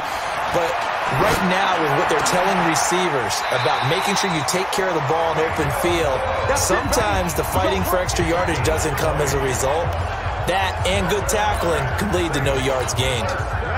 So from Buccaneer territory now, it's 1st and 10 at the 34.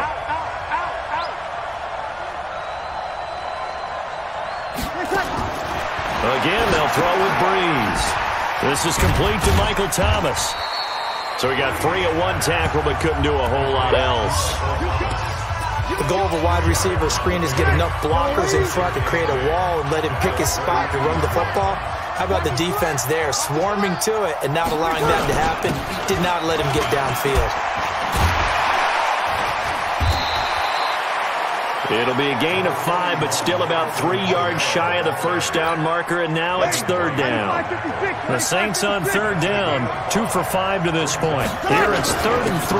The busy night continues for Kamara, and he gets this down to the 18, good enough for a first down. The drive stays alive, a 3rd down gain of 8. Oh, that's one to warm the hearts of all those old school football players, isn't it?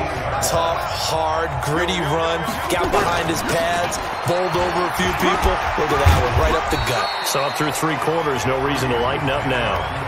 Just what you want on a first down run. Call it 8 yards, and it's 2nd and 2.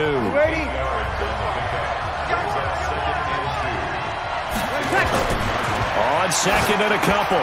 Breeze, and he'll take it into the end zone for the Saints touchdown. 4 touchdown passes now for Drew Brees, and the Saints able to stretch that lead out further. Well, after another passing touchdown, I don't think it'd be an understatement to say that he's in the zone, and I believe he likes it. Lutz good on the extra point, and that will ensure that it will take a touchdown and a 2-point conversion to tie it. A good drive that time as they go 9 plays in all, and it all culminates in a Saints touchdown. After the touchdown, Lutz to kick it off. And that'll carry over the back line of the end zone for a touchback.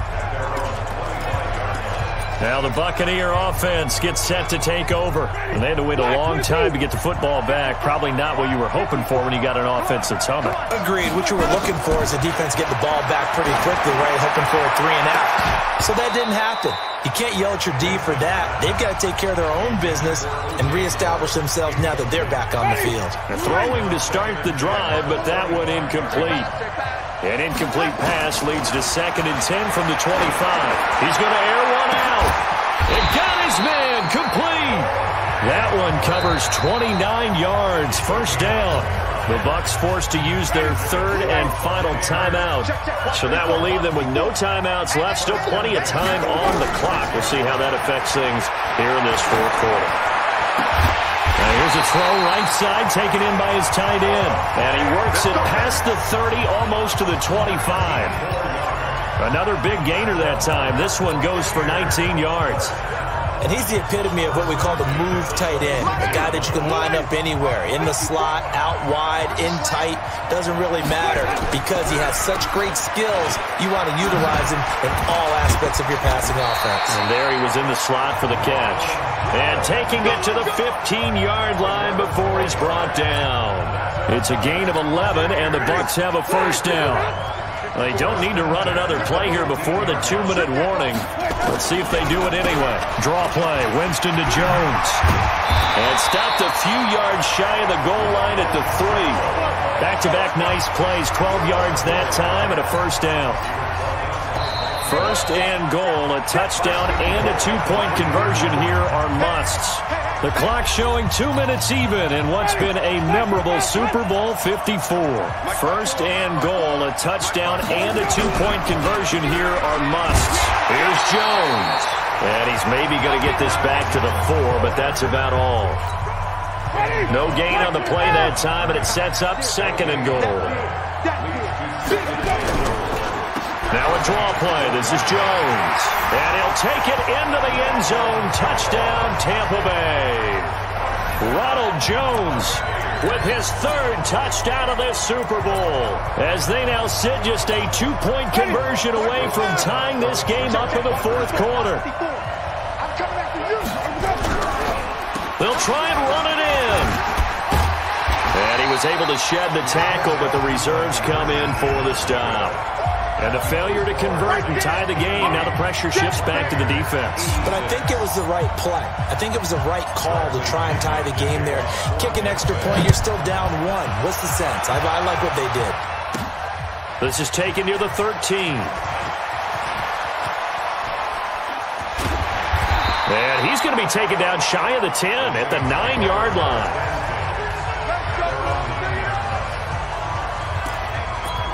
Out onto the field comes New Orleans. And still a little bit of time left, but the defense can't stop the clock, so 3 kneel downs should be enough to finish this one off. They begin on the ground with Kamara.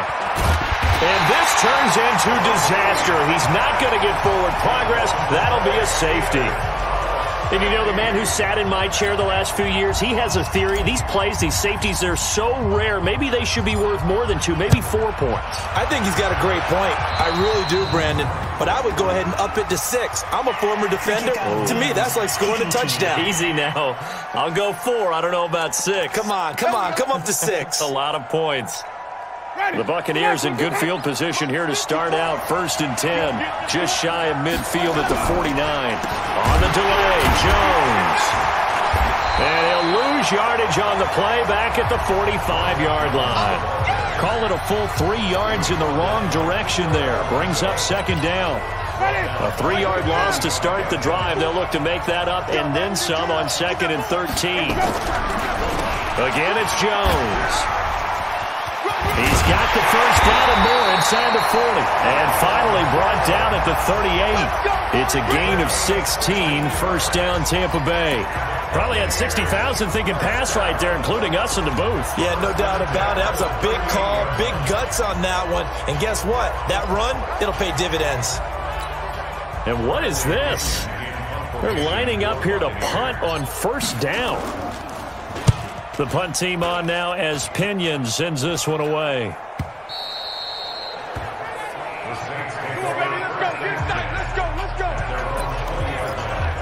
And now the Saints get set to trot out there. They have a little bit of time here to get in the field goal range. Not much. A tie game, you don't want to do anything crazy, right? I agree with you on that one. Risk reward, okay? If you go for it, what is the absolute reward on this? But the risk is probably greater. Run the clock out, get to overtime, and try and win it there. All right, we'll see if they do just that. 4 quarters not enough. We're all even, and to overtime we go. How much fun is this for everyone who's watching the game? How much fun is it for us to see this one get an extra period to get settled? Overtime at a playoff game, awesome setup. Remember, the rules the same as they would be in the regular season. That's exactly right, Brandon. Remember, the receiving team, if they score a touchdown, game is over. But if they kick a field goal or don't score, the other team gets a chance to get the football. They get a possession. If they go down and score, they win the football game at that point. If both teams kick field goals, we keep playing. If a defense scores, let's say the receiving team gets the ball,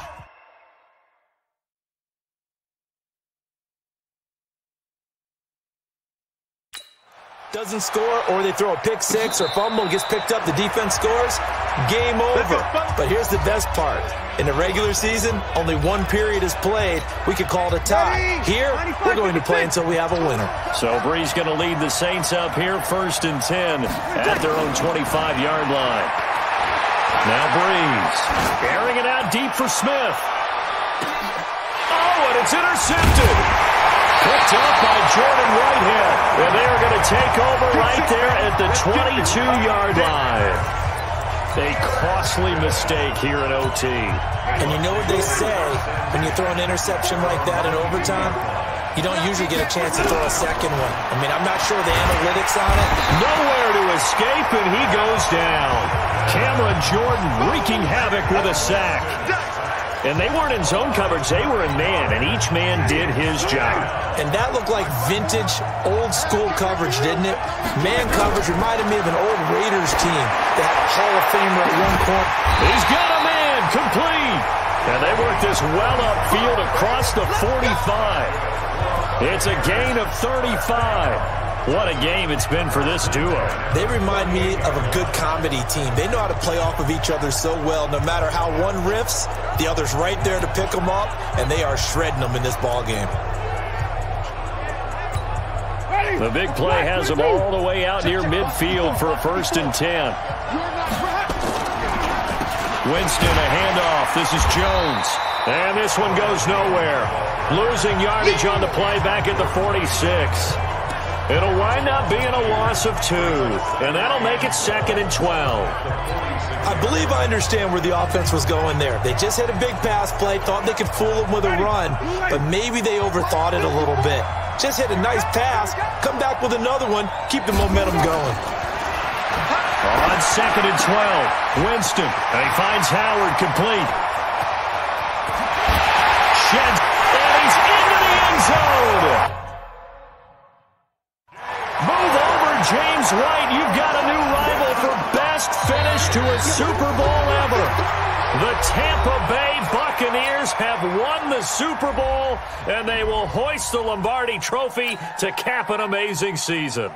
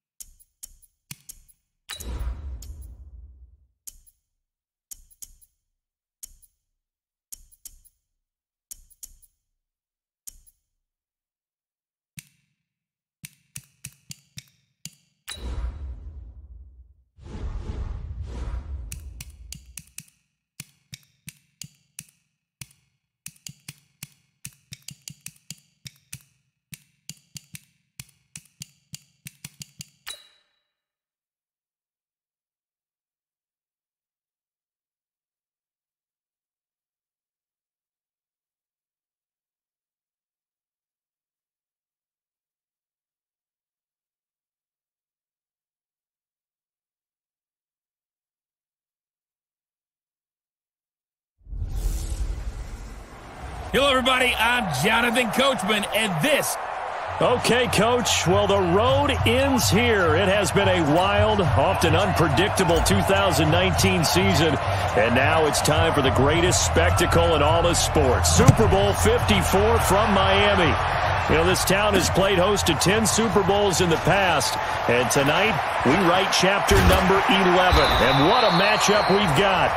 Tonight, it's all on the line. We play for the Lombardi Trophy between the San Francisco 49ers taking on another team that hails from the NFC, the New Orleans Saints. On 1st and 10, here's Breeze. Oh, he's going to take a shot right away. And that's caught inside the 30. Touchdown, New Orleans. With a first touchdown of this Super Bowl, and a long one at that, as his guys are able to strike first here in this opening quarter. So a long play for our first points in the Super Bowl. No doubt about it, and what we see here is something that we saw all year long from them. The ability to strike from anywhere on the field. How about the way they got it started in this one? Opening drive touchdown, and two-point conversion. Amazing nowadays for the kickers. I've actually talked with a few of them. They're more concerned about the point after touchdown than actually missing regular field goals. So maybe the coach is taking some pressure off here and just going for two and saying, I'm saving you for the big stuff later. He's hanging out. Through an opening, and there he goes. Past the 20, 10, and they will score. It's a 49er touchdown. The kick return touchdown goes for 97 yards as his guys are on the board here in this first quarter. Well, there you go. They gave up a score to start the game, and as quick as they could get it back, they did on the return. And people talk about this all the time, whether you're coaching it, whether you're trying to work on it, whether you're just trying to put in the minds of your players. Attack back as fast as you can after giving up a score. No quicker way than on a kick return. And he gets halfway there, down to the 1-yard line. I know it's still just the first half, but we'll see if that 2 points looms large later. I would have kicked it. And I know that they were trying to equal the score, but sometimes you kind of get seduced into that. It's the first half. Kick the extra point and continue to play so you don't have to chase points later. Now this offensive unit ready to see what they can do here. And last time the formula was pretty simple. One play drive, long pass. That maybe they just want to do that again, right? And that's exactly how you want to draw things up. Whether it's on your grease board, right, in your playbook, one play drive is exactly what you want on offense. What they have to be careful of is not having a letdown. It was real easy last time. They can't expect that going forward. And we'll see if it's that easy here. An incomplete pass leads to 2nd and 10 from the 25. Now a play fake. Breeze. He'll have a first down past the 40. And finally down at the 41-yard line. It'll be a Saints first down on a gain of 16 yards. Ready? You ready?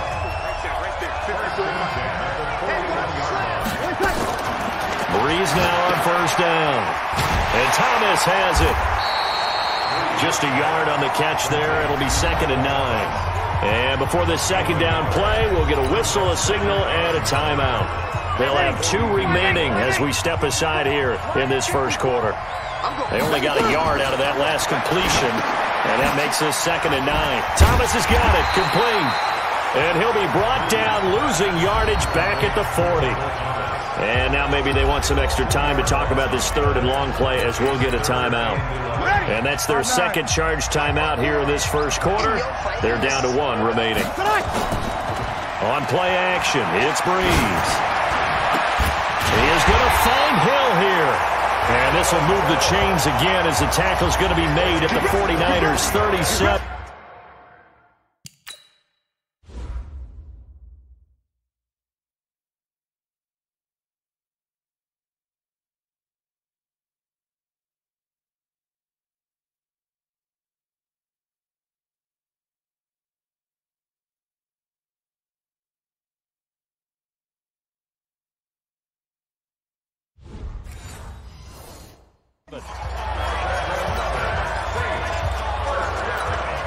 Breeze now already over 100 yards passing in just this first quarter. It's 1st and 10.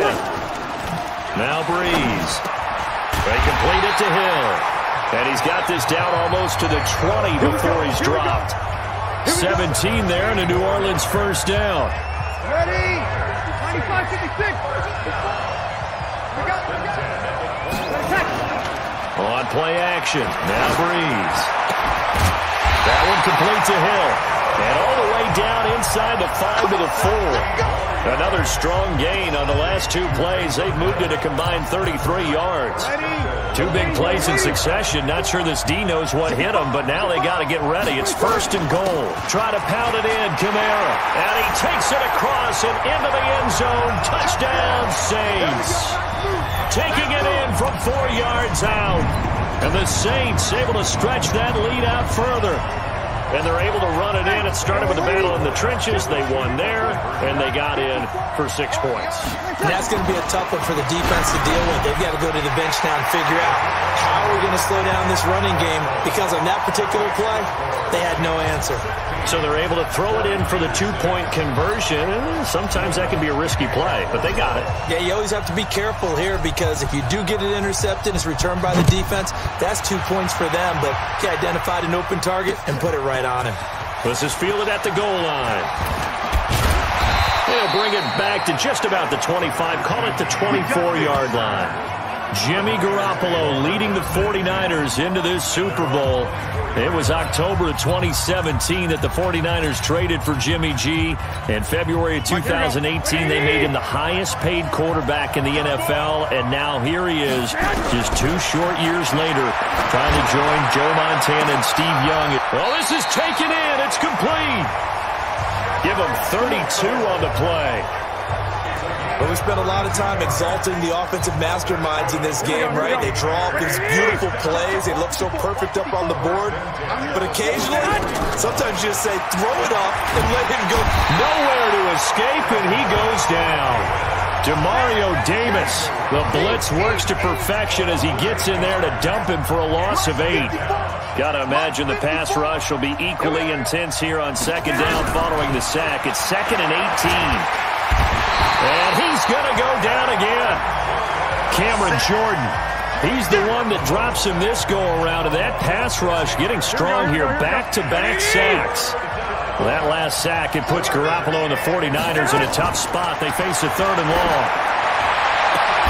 And now here's a deep shot that's complete. And this is going to be another first down as the tackle's made at the Saints 33. So the defense blitzed. A nice job picking that up, completing the pass. And how in sync was the quarterback in his center on that play? They saw the blitz, made the appropriate calls, got the line engaged, because now they know there are going to be extra guys coming at the quarterback, so they got their assignments down pat and kept them away from him, and he's able to step up in the pocket and fire one now for a really good strike. This game not quite as good as the last, but still over 40 yards between the two. Right back to Coleman here on first down. And this time the yards won't come so easy as they'll, in fact, tackle him behind the line. Call it a loss of 2 on the play. And it'll be 2nd and 12. Plays like we just saw there. That's why they're up right now. And the defense, they're doing their job. Yeah, it starts with the guys up front. So when you talk with GMs who are putting together a team, a lot of them say we're going to build from the inside out, because if you control the line of scrimmage, you control the rest of the ball game, and that's what we're seeing here. They're actually playing in the offense's backfield, not necessarily just playing at the line of scrimmage. Well, they're unable to convert that into much, but it's never a bad idea to try to get the ball into a tight end of his caliber's hands and see what kind of disruption he can cause. Throwing is Garoppolo on 3rd down. Under a heavy rush, and down he goes. Demario Davis in there to drop him for a 6-yard loss, and that will lead to 4th down. And this may be a big early turning point in this Super Bowl. They're going to go for it on 4th down here. Looking to throw. Garoppolo completes it to the tight end, Kittle. And unable to break away. They stop him a few yards shy. The Niners go for it, but it doesn't work out. And the Saints will have the football back. Well, you feel the excitement build on those 4th down plays. Defense has to stay out there, but for the offense, when that thing doesn't work out, such disappointment. It can absolutely be a deflator, but how about the defensive guys? If they stop you on 4th down, they are absolutely elevated going to their bench. They're elevated now. Big stop on 4th down.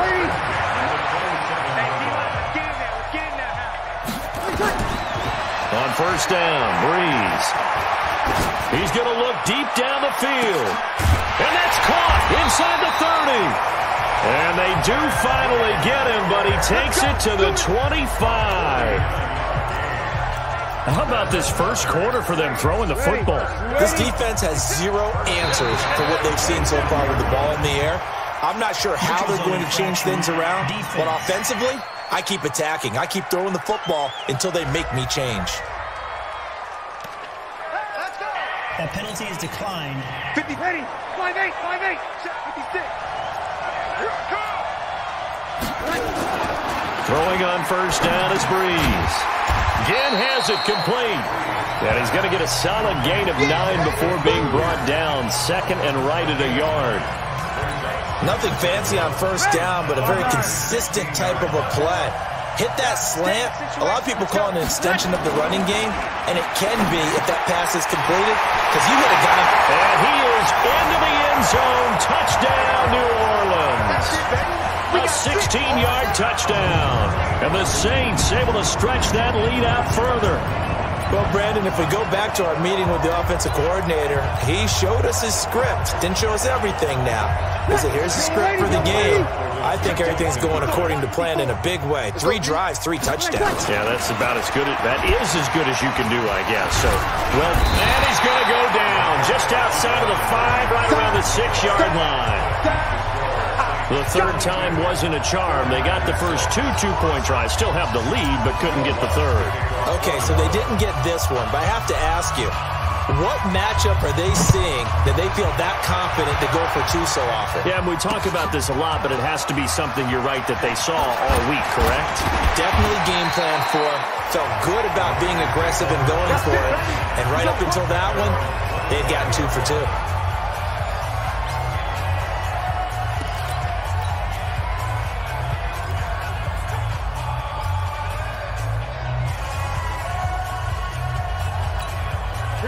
The 49er offense set to get this drive underway. Play fake there to Coleman. Now Garoppolo. He's going to float this one deep right side. And that will be incomplete. Would have been a big hitter if they had connected. Instead, it's 2nd down. Those passes out that far wide always make you hold your breath a little bit. Felt like it was in the air for a while. What it does is it allows a defender to gain some ground, come from a long distance, and have a chance to affect the pass. Now this one over the middle into the hands of his tight end, complete. And he's taken down but able to slip across the 35. One of the advantages of zone defense, as I remember it, is being able to see the play develop in front of you. One of the disadvantages, when they find those levels where they can hit you with it. Sometimes behind the corner and in front of the safety, it makes it tough to defend. A good pickup there. 8 yards on the 1st down completion. Now that's staying ahead of the chains. Really good pickup on first down, hitting the tight end there. Now it brings up a second and manageable. Just found a hole in that zone. Going for the deep ball. And at the 7-yard line, the catch is made. A big play there for the Niners. 47 yards. That's a big-time pitch and catch right there. And, partner, I remember the days when quarterbacks would try this. They were holding their breath. But nowadays, they're counting on their receiver to be just a little bit better than the defensive back when it's one-on-one and the ball's in the air like that. And he is met in his tracks behind the line of scrimmage. That's going to go as a loss of a yard, and it'll be second down. It's second and goal, back to the 8-yard line now. Looking to throw, Garoppolo. That is caught by the tight end, Kittle. Touchdown, 49ers. 8 yards on the touchdown pass as his guys are able to pull a bit closer. What a great weapon. So often, such a big mismatch. And there's no route he can't run. You name it, he's going to do it. And he's a matchup nightmare for the defense. No matter who they put on him, he's going to win the battle. Garoppolo looks to throw.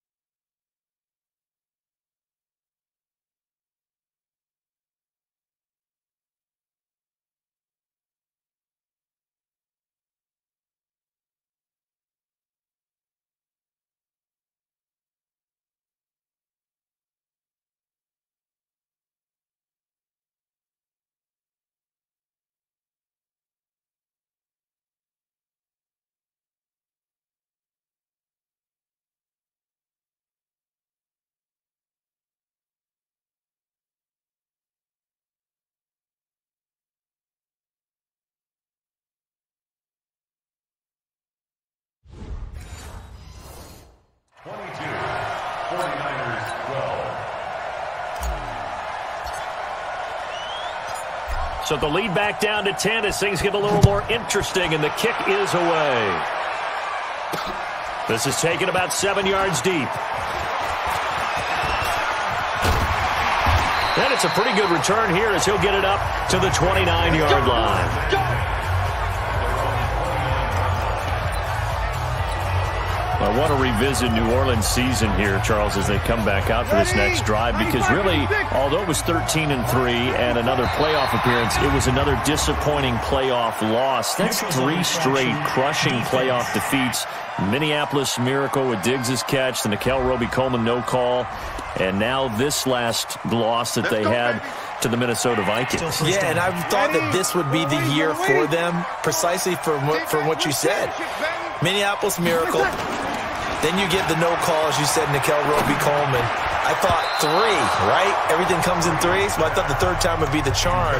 They'd find their way to advance. Instead, Minnesota comes to their place, beats them, and going back to what you 13-3, and you have to play in the first round because they lost to San Francisco in a head-to-head game.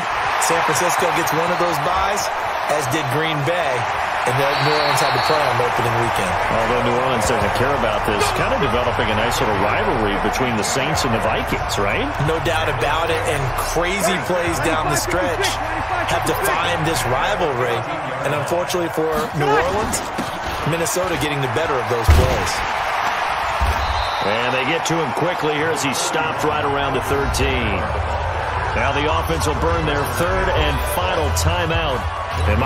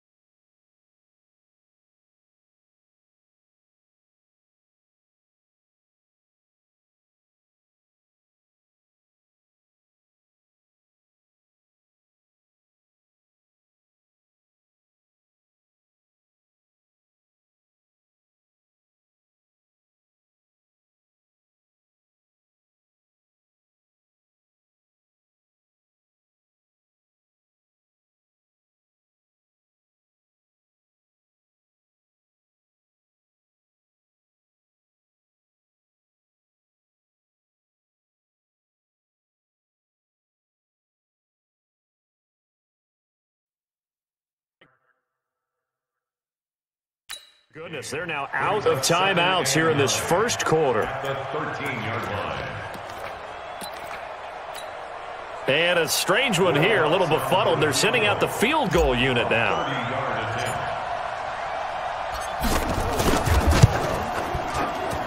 And Lutz's kick is good. And that will extend their lead even further. So the drive stalls out inside the 15-yard line, but they do get 3. And I've talked with enough players nowadays that when they have these types of kicks, that no one says to their guy, hey, that's just like making an extra point, piece of cake. Because the extra point is not a piece of cake anymore. But kicking a field goal from that distance, just give him confidence and let him knock it through. So they will accept the penalty and move forward. Here we go. Garoppolo going to bring the Niners up here 1st and 10 at the 41-yard line. Garoppolo. This one into the hands of Kittle, the tight end. Call it a gain of 5, and it'll be 2nd down. We are in for a good one as we're through 1 on EA Sports.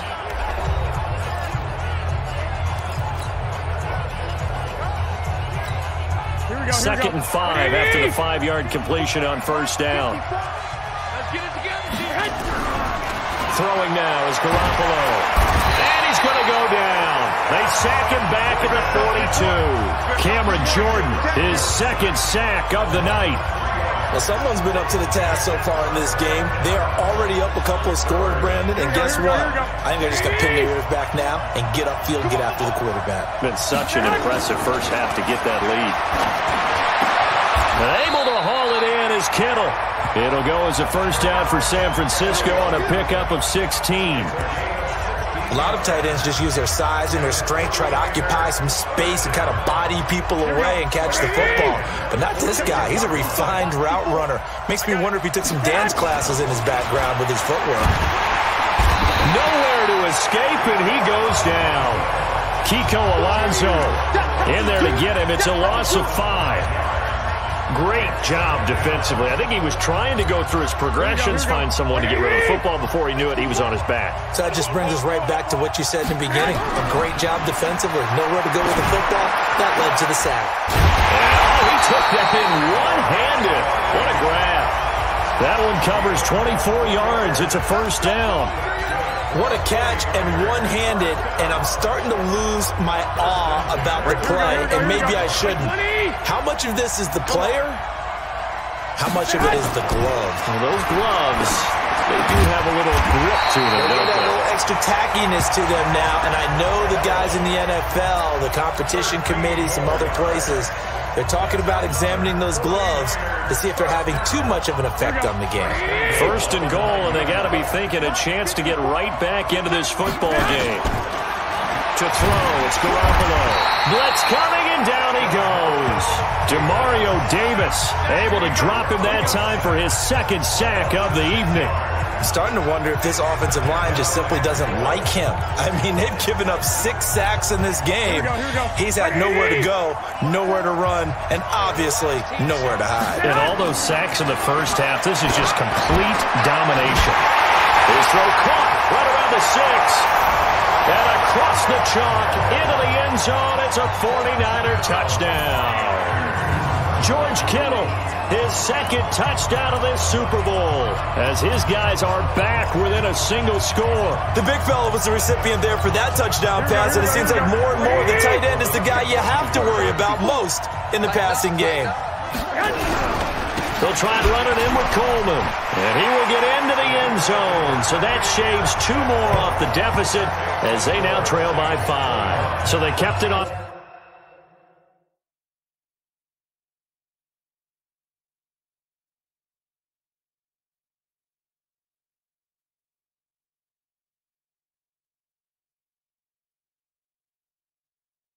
The ground got it into the end zone. But Charles, sometimes you probably see teams treat a 2-point conversion differently than if it was 1st and goal from the 2, or I should say 3rd and goal from the 2. I agree with you totally on that. A lot of teams treat it as if they have farther to go and shy away from running the football. I think this is a great spot to do it because most teams play you for the pass. Go ahead and run and let your linemen surge and fire out. And he'll weave his way up, all the way up, a few yards shy of midfield. Any return that gets you to midfield is a great return. One first down, and you're almost in field goal position. Drew Brees getting ready to go again on offense. They've got the lead. He's a big reason why. Looking sharp so far. And as we travel around the league, we see quarterbacks get it done in a variety of ways. But today's NFL does tell us one thing. If that guy doesn't play well, their team's not going to win. And right now, he's got his team in the lead. And now they'll look to extend that lead. Brees now on first down. He throws and he hits the slant route to Thomas. And they're able to get this one past the 30 to the 25-yard line. A Saints first down there on a gain of 11. Back-to-back good plays have them on the move on first down.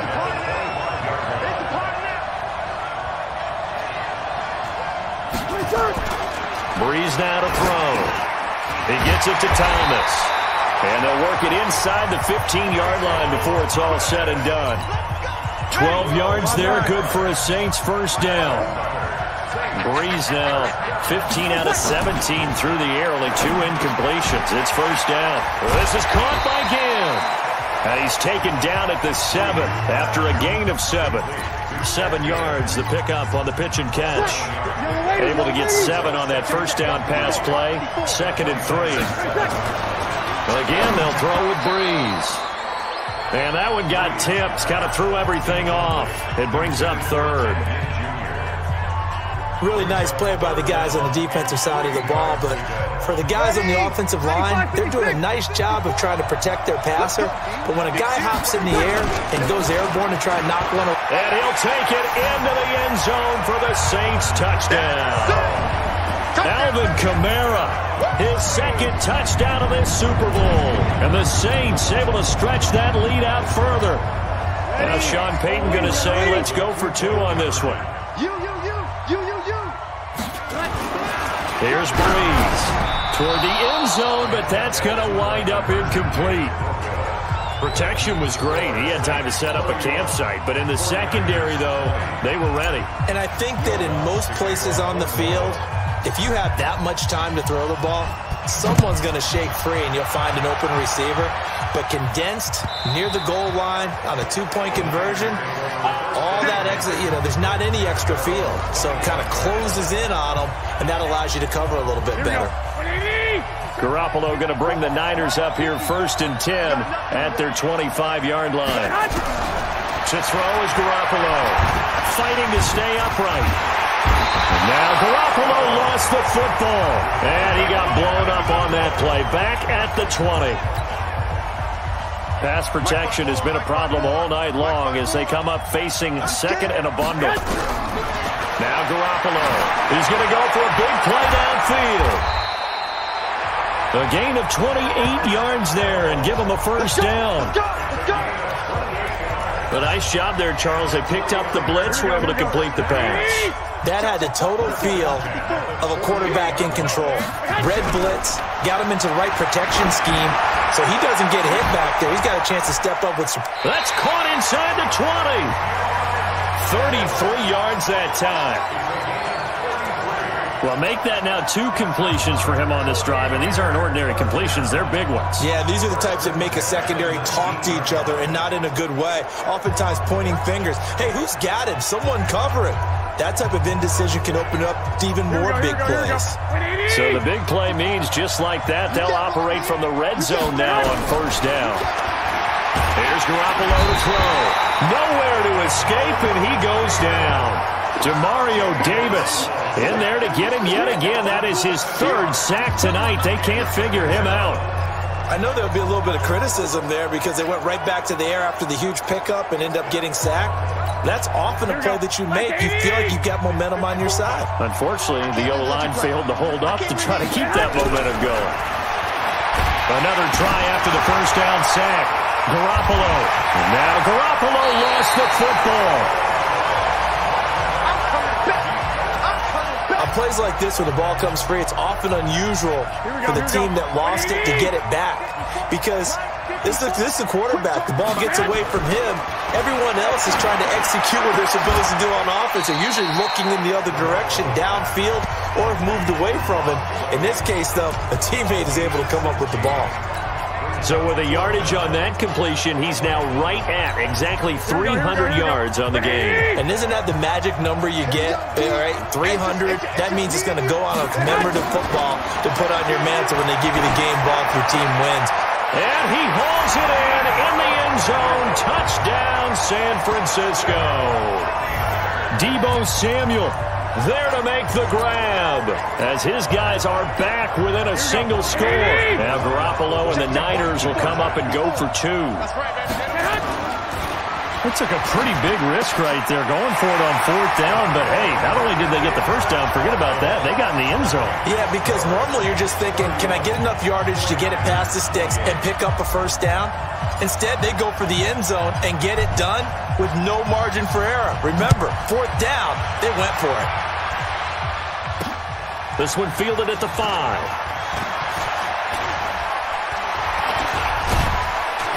And a nice job there as he gets this one up just shy of the 35-yard line at the 34. Drew Brees getting ready to go again on offense. He's got to be feeling pretty good, playing well. Team has the lead, so just looking to mount a drive here that ends in the end zone. And all quarterbacks will tell you, hey, we love a running game, helps us out. But at the end of the day, they want to rely on their arm, throw the football, feel good about things, keep things moving in the right direction. Right now, that's exactly what we're saying. And we'll see if that continues. They don't need to run another play here before the 2-minute warning. Let's see if they do it anyway. The throw on the quick slant going to be complete. 20! A breakaway from Michael Thomas. Touchdown, New Orleans. Michael Thomas, his second touchdown of this Super Bowl. And the Saints are able to strike quickly for 6. And nothing too crazy there. A quick slant, and then he just had a seam. He found a seam. And when you hit it on the run like that, and I mean the pass right to the receiver who's already in motion and moving, sometimes he just takes and runs away from everyone else. And he ran it into the end zone. And the defense, they've got to adjust there quickly. That's tough on there. That's really tough because everything was executed well. Ball was out of his hands quickly, into the hands of the receiver, and then he was gone. And they will not get a chance to return this one as it's through the end zone for a touchback. The San Francisco offense getting their last-minute instructions before they take over here. And, Charles, the way touchdowns have come so fast and furious for both sides in this thing, it's starting to feel a little bit more like maybe a tennis match in a football game. Yeah, I like your description there. Maybe we're sitting in a nice royal. And a big loss here as he's taken down. 2 minutes even on the clock in the first half of Super Bowl 54. A reminder coming up at intermission, we'll get highlights of this Super Bowl from Jonathan Coachman and the crew in Orlando for our EA Sports halftime report. They try to throw on 2nd down, but this one is incomplete.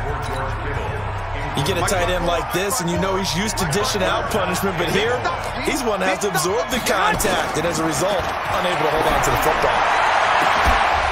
Now a pass hauled in downfield. An incredible play there. They do get big yardage, but they're still stopped a yard or two short, and it's 4th down. They really love to get him into one-on-one opportunities, and this is one way. Work him out of the slot and create a mismatch. Who's going to cover him? Corner, safety, linebacker? He's got a way to beat all of those positions. On the sneak is Garoppolo, and I'm not sure he got there. Did they stop him? They did.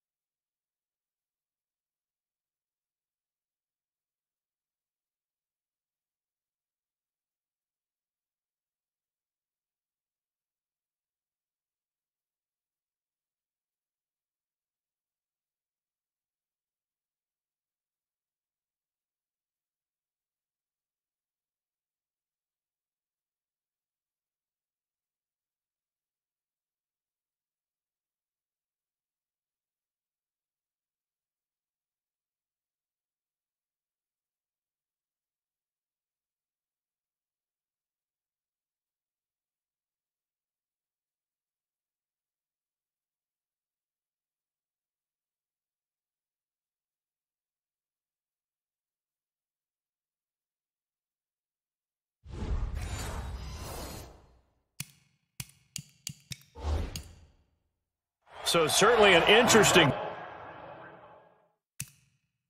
call there to go for it. And the Saints are going to get it back and in great shape.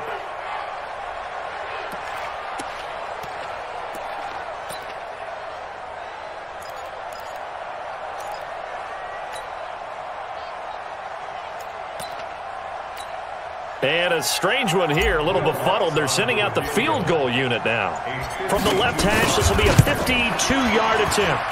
And he put enough leg into it, but it's well off to the right and no good. And this score will stay right where it is. Well, that is not what you want to see from him on the big stage, obviously. And he's been so reliable all season long. A big part of why they've gotten here to this game. But you have to wonder, will this haunt them later as this Super Bowl progresses? They've got good starting field position as they come up here 1st and 10 at their own 42. Nowhere to escape, and he goes down. Demario Davis, my goodness, make that now 5 sacks for him in this ball game. Really, really turning in an incredible performance. Pressure can come from all over when you're plotting a defensive strategy. On that particular play, it just came from the outside. Pass protection has been a problem all night long as they come up facing second and a bundle. And this is going to be caught. He won the fight for the football. He'll get 17 on that one, and the Niners have a first down. And the 49ers now going to use the first of their timeouts as they get the stoppage with just under 50 seconds remaining in half number 1. Here's Garoppolo on 1st and 10. The tight end Kittle has it on the left side. And he's corralled, but not before getting it inside the 35. He'll get a dozen there, and it's a first down, 49ers. From the 34 now, here's 1st and 10. Garoppolo now. And the coverage terrific there as that's knocked down and incomplete. He was trying to get it to George Kittle, his tight end. And that'll bring up 2nd down. From the 34, they'll come to the line on 2nd and 10. 2nd and 10. Rush coming, and he's taken down. Now San Francisco going to call their second timeout as they'll stop it with 14 seconds to go in this first half.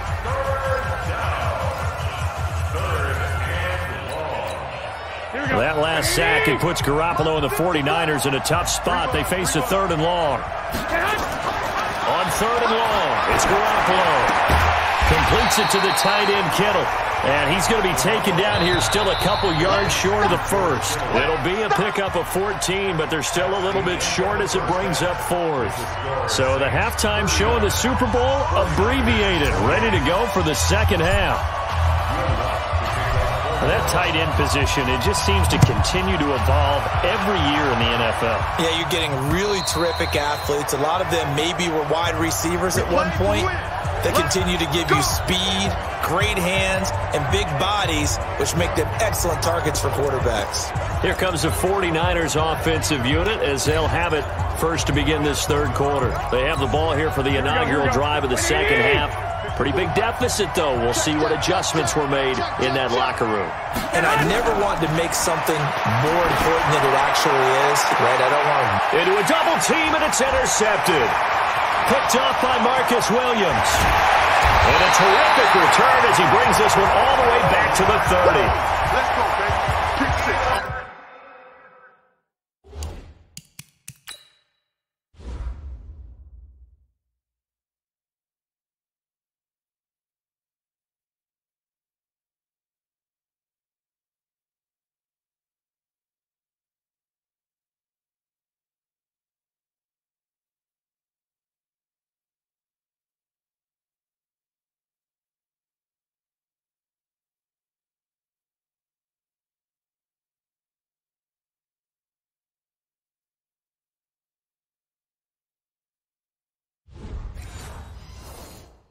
First possession of the third.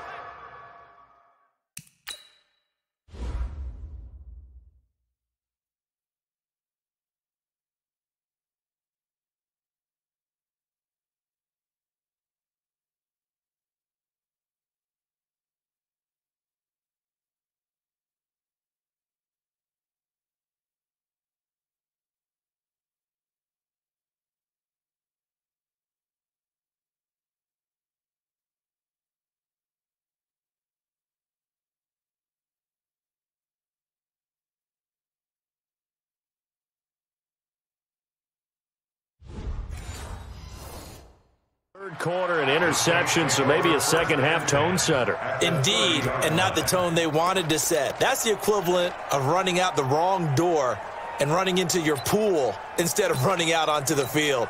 A real dud for that one. Has that happened to you before? No, but I've heard stories about teams actually doing that back in the good old days. Bree's going to throw.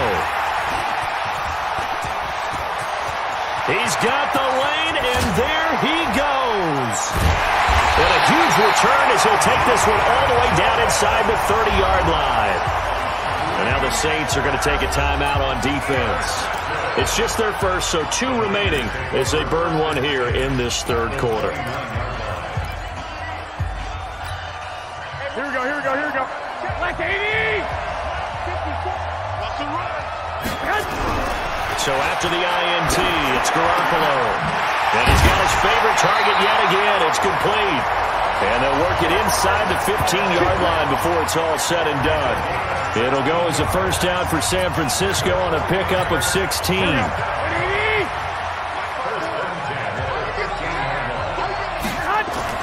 Garoppolo now, first down throw. Under a heavy rush, and down he goes.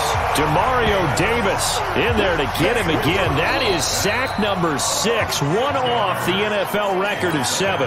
Now before this second down play, we'll get whistles and a timeout. It's just their first, so 2 remaining as they burn one here in this third quarter. Garoppolo finding his tight end Kittle, and he's going to take it in. Touchdown, San Francisco. George Kittle with his 3rd touchdown of this Super Bowl as his guys are back within a single score. And now this is right in Kyle Shanahan's wheelhouse. He'll go for 2 here. Looking to throw, Garoppolo. And he's got it. So they try for 2 successful. And with it, they're back within a field goal. I guess the coach looked at the 2-point cheat sheet, said go for it, get it to a 3-point game, and they did it. Yeah, and sometimes you just throw out time of game. You don't worry about that. There's just a feel sometimes in making that call. And he felt good about what he had for a 2-point conversion. And now they're only down 3 and feeling great about themselves. He won't go down. He had a good return. He's across the 35-yard line, right around the 36. A chance for us to look now at this 49ers defense. And the interception, the last time they were out there, ended up leading to a touchdown. So the only thing they didn't get really was the pick 6. Because that's what everyone wants. Take it immediately to the end zone. But their offense capitalized on the takeaway and turned it into the 6 points they were looking for. Yeah, set them up pretty, got the touchdown. Now they're back out there defensively. Ready? 5-9.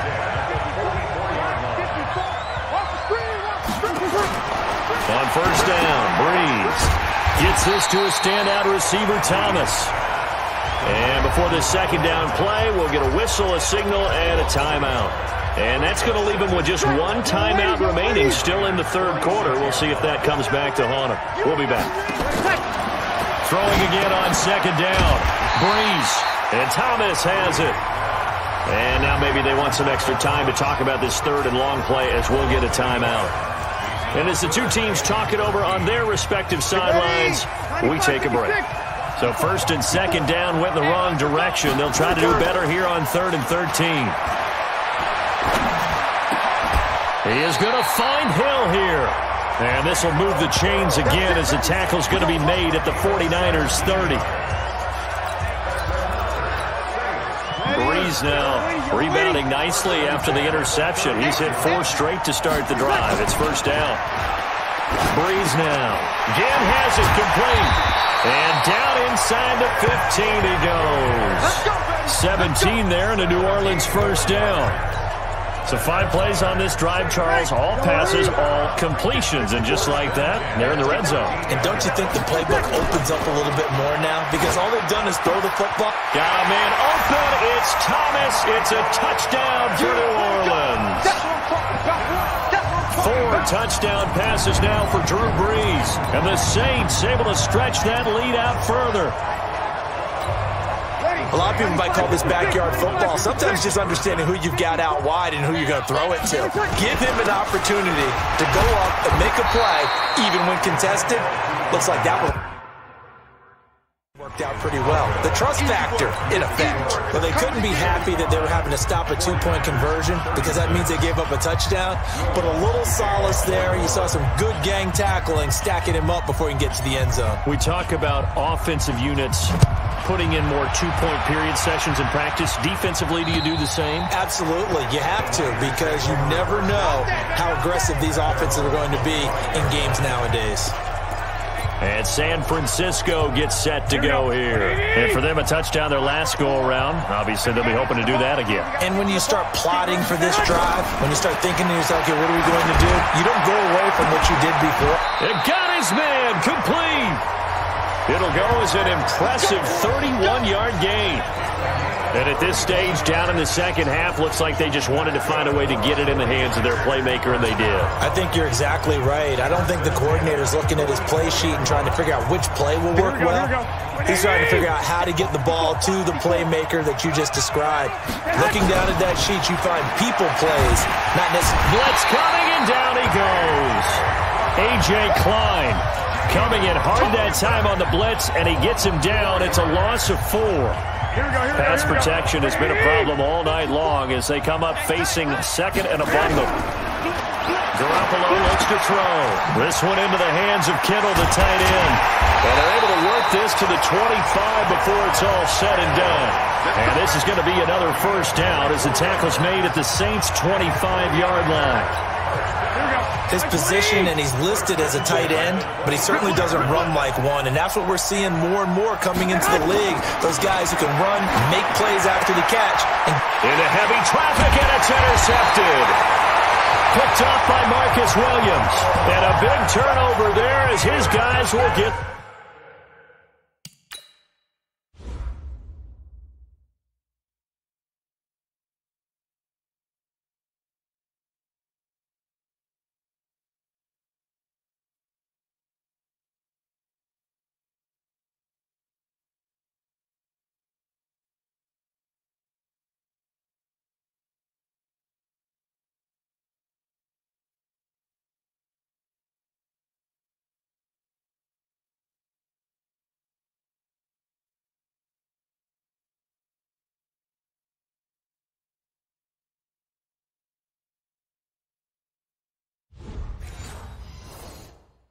The football back.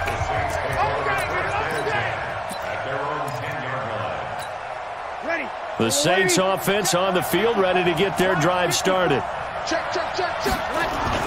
So after the INT, it's Breeze. And now this is intercepted. My goodness.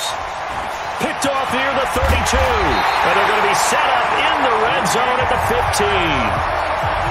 He couldn't get the hook up there that time with Thomas. That interception sets them up beautifully already in the red zone. And you can hear it all the way up here. Oski, everyone turned to block, find a spot, and now they're set up inside the red zone for their offense.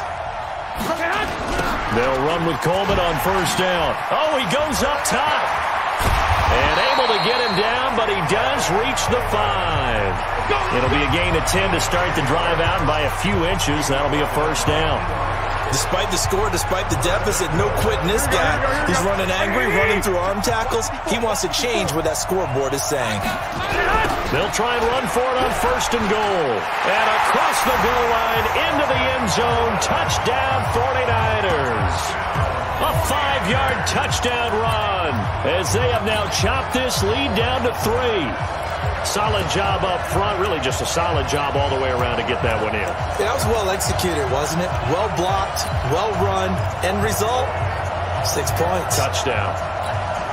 And now this is right in Kyle Shanahan's wheelhouse. He'll go for 2 here. They'll try and run it in with Coleman. And he will find the end zone again. So he gets the touchdown and the 2-point conversion. And that'll cut this deficit down a little bit further. So we're back to a 1-point game now as the kickoff comes. This one fielded at the 5. And he's up across the 25 and down at the 28-yard line.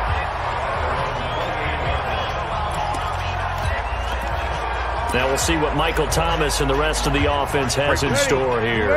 This defense, they wouldn't mind not seeing him again for a while. 3 trips to the end zone. How about that? I think right now, he's got a man complete. And he's got some space here. Ted Ginn's gonna go. Touchdown, New Orleans. Ted Ginn, his second touchdown of this Super Bowl. And the Saints able to stretch that lead out further. in order to lead in a game, you're going to get plenty of contributors, but that's his second touchdown catch of this game. He's one of the key guys in this one. And you better believe he'll be looking for the hat trick here as this one continues to go. And this is going to be caught. It's good. And that extends their lead by 2 more. So they elect to pass there on the 2-point try. Sometimes could prove risky there. It worked out. Yeah, and I love how you bring up that it can prove risky, because if you get it intercepted and they return it, that's 2 points for the defense, but not on that play. And this will be a touchback as that sails over the end line. The 49ers offense making its way back out there. And they'll just simply be looking to build off the confidence of the last time out where they scored a touchdown. And confidence is powerful, isn't it? When you've scored once, you feel like you can go back out there and get it done again. Doesn't matter what the defense throws at them. They feel like they're in a groove right now, and they want to get out there and show it. Yeah, hoping to stay in that groove here this go-around. Garoppolo to try again on second down. And for a third time tonight, he's intercepted. Picked off by Marcus Williams. And the return this time will go out to the 42-yard line.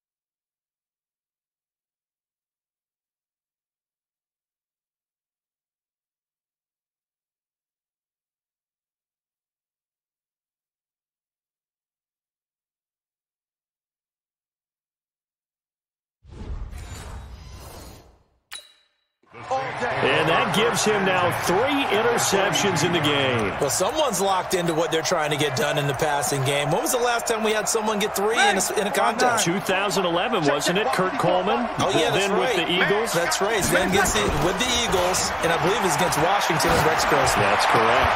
And here's a throw that's taken in by the tight end Cook. And he'll take it into the end zone for the Saints touchdown. Jared Cook, 42 yards. And the forced turnover on defense leads to 6 points. Brandon, is there any way you and I can join this quarterback in the zone he's in? He's absolutely feeling it. Touchdown after touchdown, throwing the ball.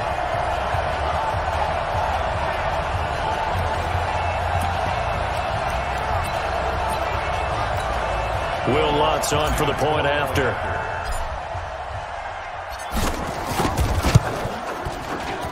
And that will make this a 16-point lead.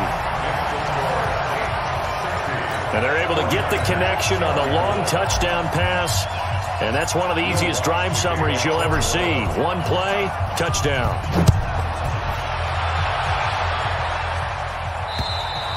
And this will not be returnable. It's out of the back of the end zone for a touchback. The San Francisco offense getting their last-minute instructions before they take over here. Garoppolo going to bring the Niners up here 1st and 10 at their own 25-yard line. Trying to shake off the interception from the last drive. He'll look to throw. And that is incomplete.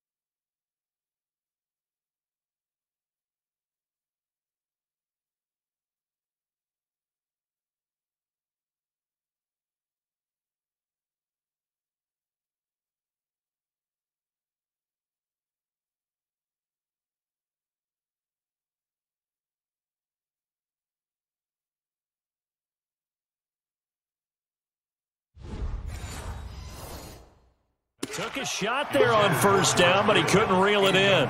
Here we go. An incomplete pass leads to 2nd and 10 from the 25. Looking to throw, Garoppolo. He's going to sling this deep downfield. Well, this is taken in. It's complete. 36 yards on the play. We always talk about the guy who paid off the play, don't we? Guy who caught it or ran it. But how about the elements that go into making a big play? This one in particular, able to scan the field, pocket held up. Nowhere to escape, and he goes down. Demario Davis in there for the 7th time in this game alone, and that ties him with the late Derek Thomas for the most sacks ever in a single game. Pass protection has been a problem all night long as they come up facing second and a bundle. And for the 4th time tonight, it's an interception. Picked off by Marcus Williams. And a big turnover there as his guys will get the football back.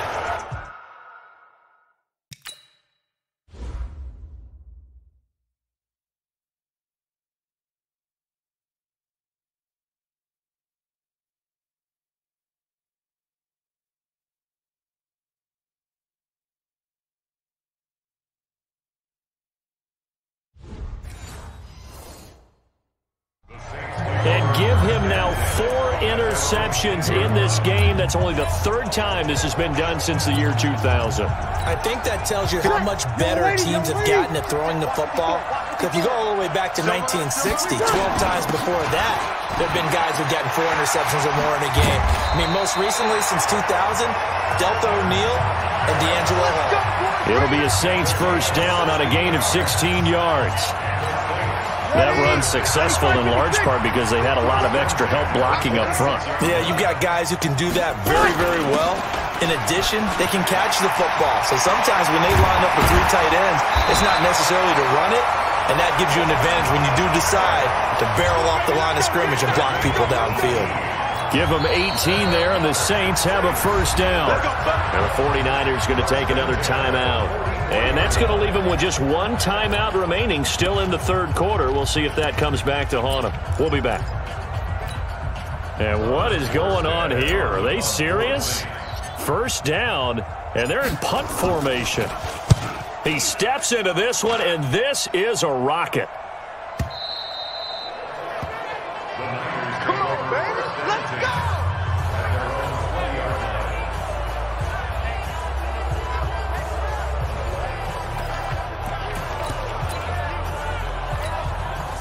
The 49er offense set to get this drive underway. And the interception last time on the opponent's side of the field, certainly not what they wanted. Put it mildly. And my goodness, another interception. It's A.J. Klein, the linebacker.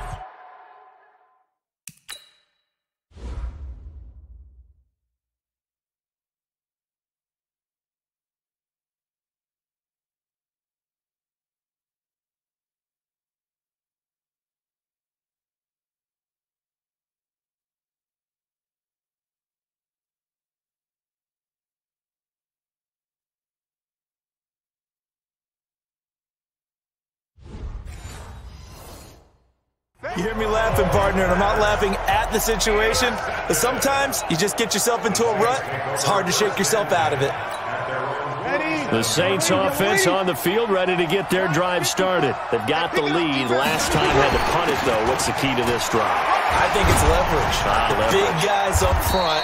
You know the motivational speech on the sideline is, guys, give us an opportunity. Protect the passer, create space for our runners, and let's go ahead and get these guys. Low man wins. Let's go do it on this drive. We'll watch that leverage on this drive. 2nd and 2 now. The penalty leaves him in pretty good shape. Running with Kamara. And he'll get it inside the 40 to the 39. A gain of 5, good enough for the first down. 3rd quarter and you've got the lead. You're not ready to go into that 4-minute offense to close the game out, but a running game can really benefit your team right now. Now Breeze. And the pressure gets to Breeze as he's taken down. Sheldon Day. forced his way through, drops him for a loss of 10 yards. After the sack on first down, Breeze, and that will be incomplete. Tried to dial up the long way out there, but it'll be third down. An incomplete pass on that last play, and that means they'll need to come up with something here on third down. Off the play fake to Kamara, it's Breeze. They complete it to Hill, and he gets it down to the 32.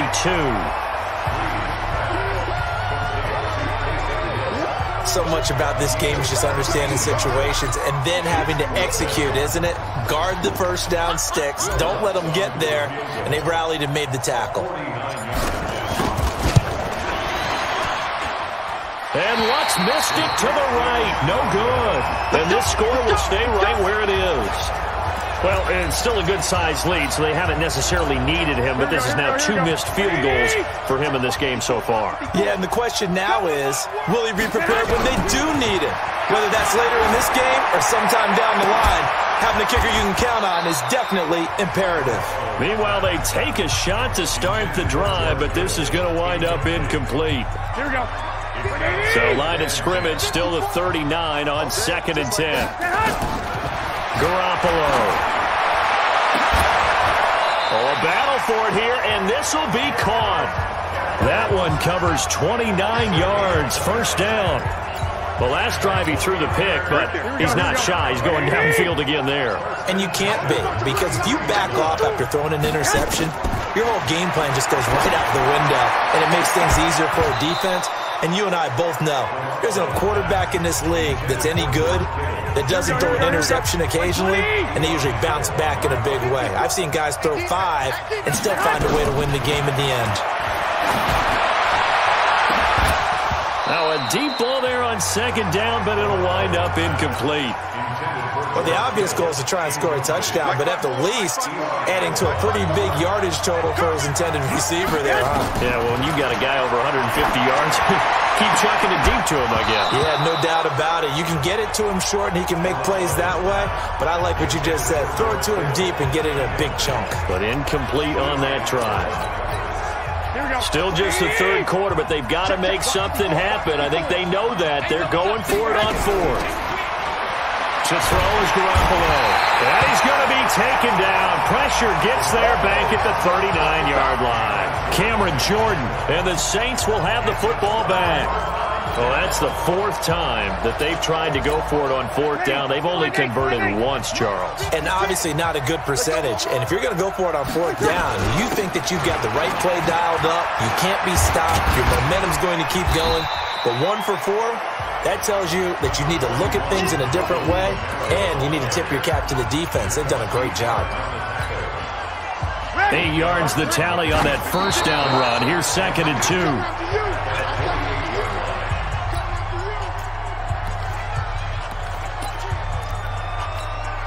An extra DB for the 49ers now on 3rd. To throw is Breeze. Open man is Michael Thomas. Over 100 yards receiving for him now in the Super Bowl. 1 quarter remains here in the Super Bowl. We'll return with more after this break. You're watching the NFL on EA Sports.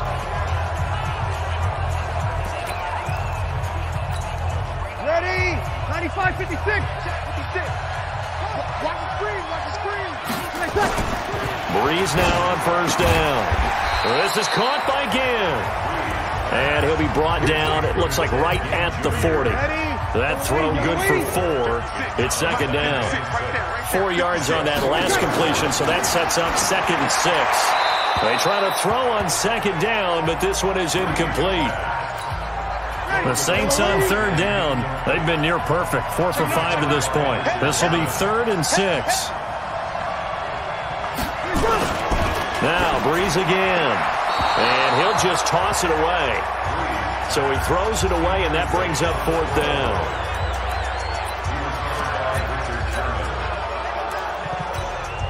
So Breeze is going to stay out there. And they're going to go for this on 4th down. They run. It's Kamara. And past the 35, he'll be dropped a yard or two shy of the 30. 10 yards, good for a Saints first down. I think there's a fatigue factor that's kicking in defensively. You know the will is still strong, but I think the offense is starting to bend it just a little bit, don't you? Yeah, absolutely. It's looked that way. We'll see if they can continue this already strong drive. Staying on the ground on first with Kamara. Yikes, a 4-yard loss really sets him back now for second down. Partner, so much for situational football because that's the absolute last thing you want to do when you're protecting a lead in the fourth quarter. Not only do you lose yardage, but you find a way to go out of bounds and stop the clock. On second down, Kamara. It goes as a loss of 6, and now third down. Brandon, it's clearly a running situation when you're up in the fourth quarter. They're going to have to stack the box and make it difficult for them to move the ball. Made it very difficult right there, and now they need to repeat that effort. Yeah, bring 7, 8, 9, whatever it's going to take to slow him down. Throwing there, but this pass is going to wind up incomplete.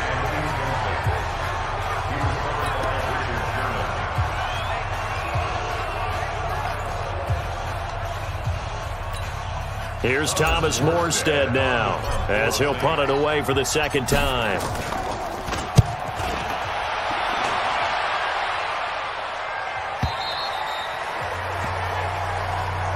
Come on now, let's go! And San Francisco gets set to go here. And this offense last time turned it over, went for it on fourth, didn't get it. They're lucky, though, because no points against the team on the board, but we'll see how they respond. Yeah, they've got to give a lot of credit to their defensive team. And pressure coming, and they got him once again. Cameron Jordan, my goodness, make that now 5 sacks for him in this ball game. Really, really turning in an incredible performance. Pass protection has been a problem all night long as they come up facing the second and a bundle. Here's Garoppolo to throw. They've got his man, complete. That goes for a gain of 31. You cannot write these guys off just yet, not with a quarterback like that under center. You mean it actually crossed your mind with him running the team that you could actually maybe write this game off? Not yet. Not a chance. Not with him. We've seen it too many times. But that's caught at the 25. Back-to-back plays of right around 30 yards, and the field position has totally been flipped. Defensively here, you've got the cushion, but back-to-back pretty big pass plays there. Bend but don't break, but are they bending too much? I think that they are. To me, it'd be like playing basketball, and you put up a token press. And it'll be intercepted. Picked off by Eli Apple. What a nightmarish game he's having now. 6 interceptions that he has thrown. Absolutely unbelievable, isn't it? Hard to believe we're watching this and have seen it, but it just tells you about the game of football. It giveth and it taketh away. Yeah, the guys, though, that have thrown 6 interceptions in a game, the likes of Peyton Manning, Brett Favre, I think Joe Namath, he did it 3 times. And what is this? They're lining up here to punt on first down. He's averaging just under 50 yards a punt as he gets this away. On the return, it's James. 12 yards on the return that time. And the Niners will go on offense. 1st and 10. The 49ers offense now, they work their way back onto the field. And in enemy territory last time through the interception. We'll see what they do on this drive. Can't wait to see how it alters what they decide to do in play calling. Do they continue to throw the ball? Do they want to lean more on the running game? It'll be an interesting sequence of plays that they've got coming up. Does it often affect the play calling with the interception? How much does that change what you do? I think it does depending on why the interception was thrown. Sometimes it's just a matter of the defense made a great play, so you continue to come back. But if it's on you, if the offense just doesn't have the confidence, if you're a little bit shaky, maybe try and take the pressure off and run the ball a little bit. To throw, it's Garoppolo. Completes it to the tight end, Kittle. And across the chalk, into the end zone, it's a 49er touchdown. George Kittle with a record 4th Super Bowl touchdown tonight as they are able to cut into that lead.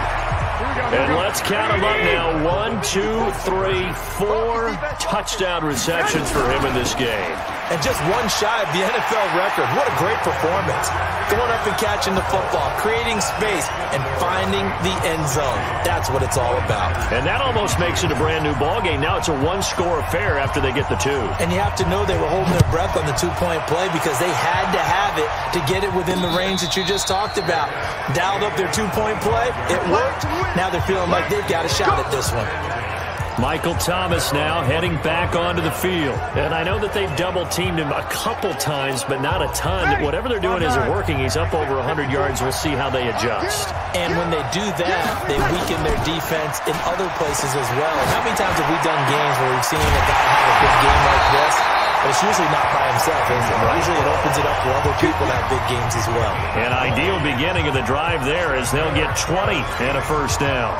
Well, it may seem a little unorthodox to some people. Got the lead, fourth quarter, yet he's still firing away. I think he believes that's the best way to go ahead and win the game. Yeah, a lot of coaches say, let's just run the football, be conservative.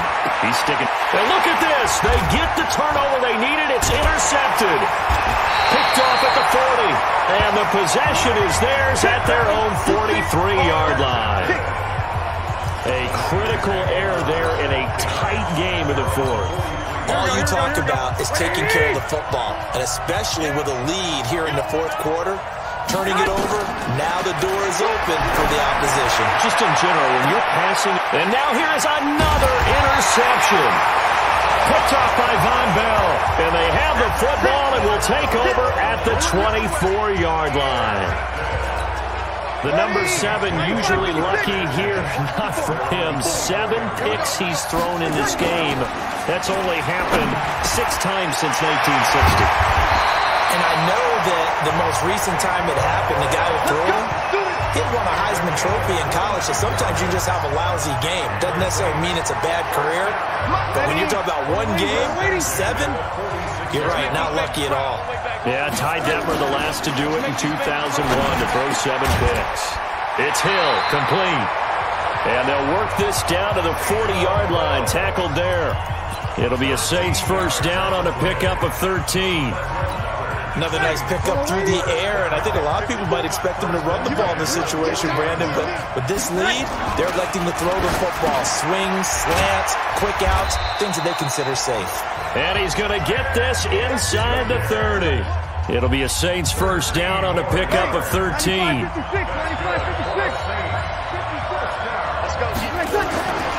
Breeze now on first down. He throws and he hits the slant route to Thomas. And he is into the end zone. Touchdown, New Orleans. Michael Thomas with a record 4th Super Bowl touchdown tonight. And the Saints able to stretch that lead out further.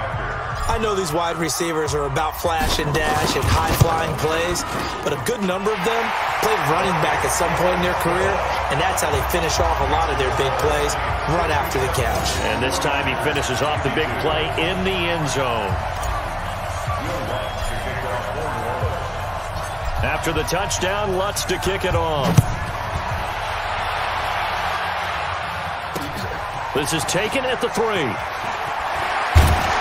And not a bad return. Here he gets it out to the 25-yard line. Let's go.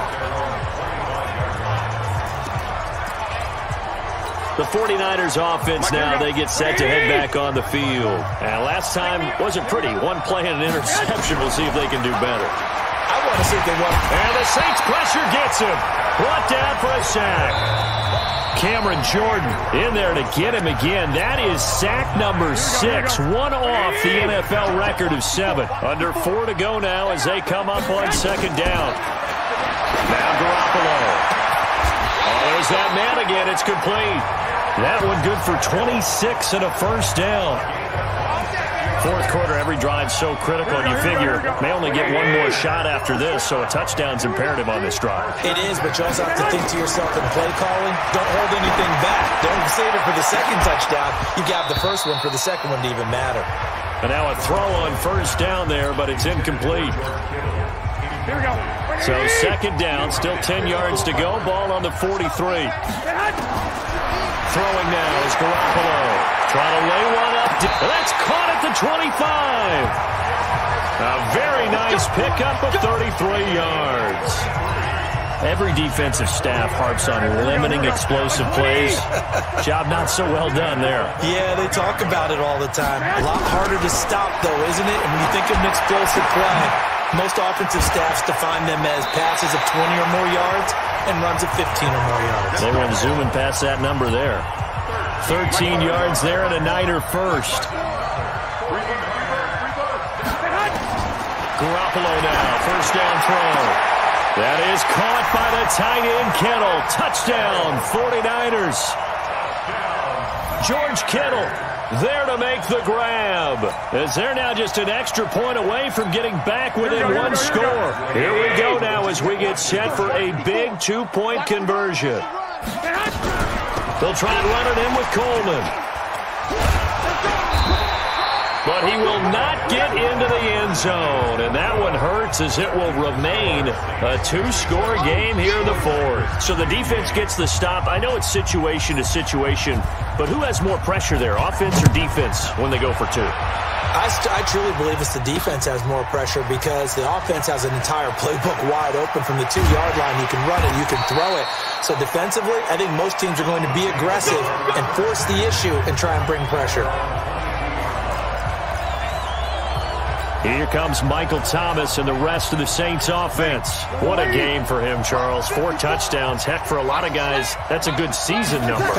You're exactly right. And let's face it, we have to stand up and applaud this one, even though we're supposed to be neutral, because this doesn't just happen by accident. This isn't 4 times where the defense... And the most curious way there to burn some clock. That was wild. And at the end of all that, it winds up a safety. All right, Charles, help me out here. Fourth quarter, you've got the lead, and you run backwards into the end zone. You're just trying to do too much. I almost don't have words for it. But, you know, every coach that we talk to talks about running backs or people running the football, running north-south, getting upfield. He went way in the opposite direction, and that's going to cost his team. Yeah, it cost him big time. Still leading, but it costs him. The San Francisco offense getting their last-minute instructions before they take over here. So 1st and 10 now from the 30. Looking to throw. Garoppolo. Nowhere to escape, and he goes down. Cameron Jordan in there for the 7th time in this game alone, and that ties him with the late Derek Thomas for the most sacks ever in a single game. To try again after the sack. Garoppolo. And it's knocked away and incomplete. Eli Apple, good to the core there as he gets it and knocks it away. Possibly a turning point. Big play coming. This is 3rd and long. Garoppolo looks to throw. He's going to let it fly. And, a crusher there as it's intercepted. Picked up by Von Bell. And his guys are going to get the football at the 28-yard line. Let's get this.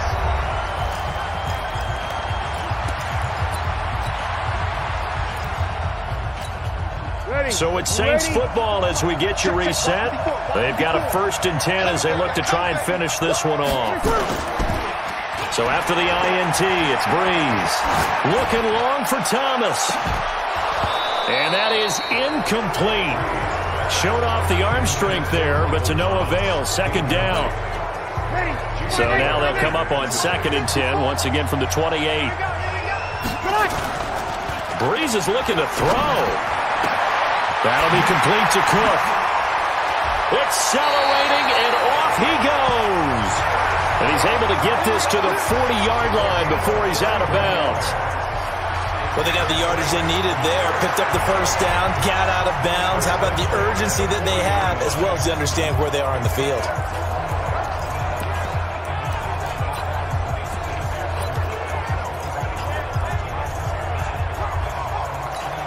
And what is going on here? Are they serious?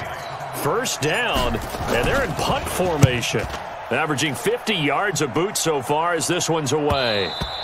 And a bit of a mistake there. This is well into the end zone for a touchback. Garoppolo and the Niners now. Down by 7. A little over a minute and a half remaining. And they have to have a touchdown to level this Super Bowl as they come up on 1st down.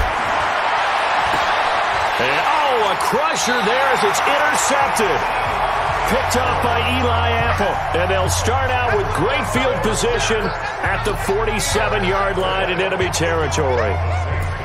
Tremendous play right there by Eli Apple, sealing the game with that interception for his team. I bet that'll make his mom, Annie, really happy. Absolutely making Annie proud. He was born in Philadelphia, tough kid from the city of brotherly love, and a tough play there to seal it. And that'll hit in the end zone. Much too much leg there. That'll be a touchback. And San Francisco gets set to go here. They're down here in a one-score game. But the time, it's a factor, but it's not a huge factor right now, is it? It's really not. And he can't get a throw off. He's taken down. What a huge play at this point in the game. Cameron Jordan in there to take him down, and the clock will roll. Pass protection has been a problem all night long as they come up facing second and a bundle. He's back to throw. This one into the hands of Kittle, the tight end. And they're going to get this beyond the 40 before he's taken down. That one covers 29 yards. First down. Here we go. Like 80s! Hey, check. Garoppolo to throw. Now a desperation throw. Deep down. That's caught at the 25. It's a gain of 35. And two big plays, one after the other. Now all of a sudden, they're on the march. Got to feel good about what they've just gotten done, and now feel really good about what's in front of them. Play fake there to Coleman. Now Garoppolo. And, a crusher there as it's intercepted. Picked off by the linebacker, Demario Davis.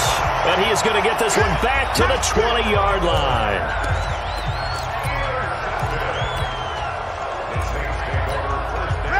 The Saints offense on the field, ready to get their drive started. And they've got this one in hand. No timeouts remaining defensively, so this one should just be one kneel and then handshakes. And the Lombardi Trophy is headed back to the Bayou. The New Orleans Saints, Super Bowl champions. And their remarkable season ends in the most remarkable of ways. They get to put next to their name, Super Bowl champion. And they can't ever take that away, can they? Nope. That lasts forever. So good to see the emotion when it's all said and done. You see the hugs. You see the guys sharing, the collective happiness. Makes me want to carry you around a little bit on my shoulders to celebrate the triumph. And congratulations to them. A fantastic season.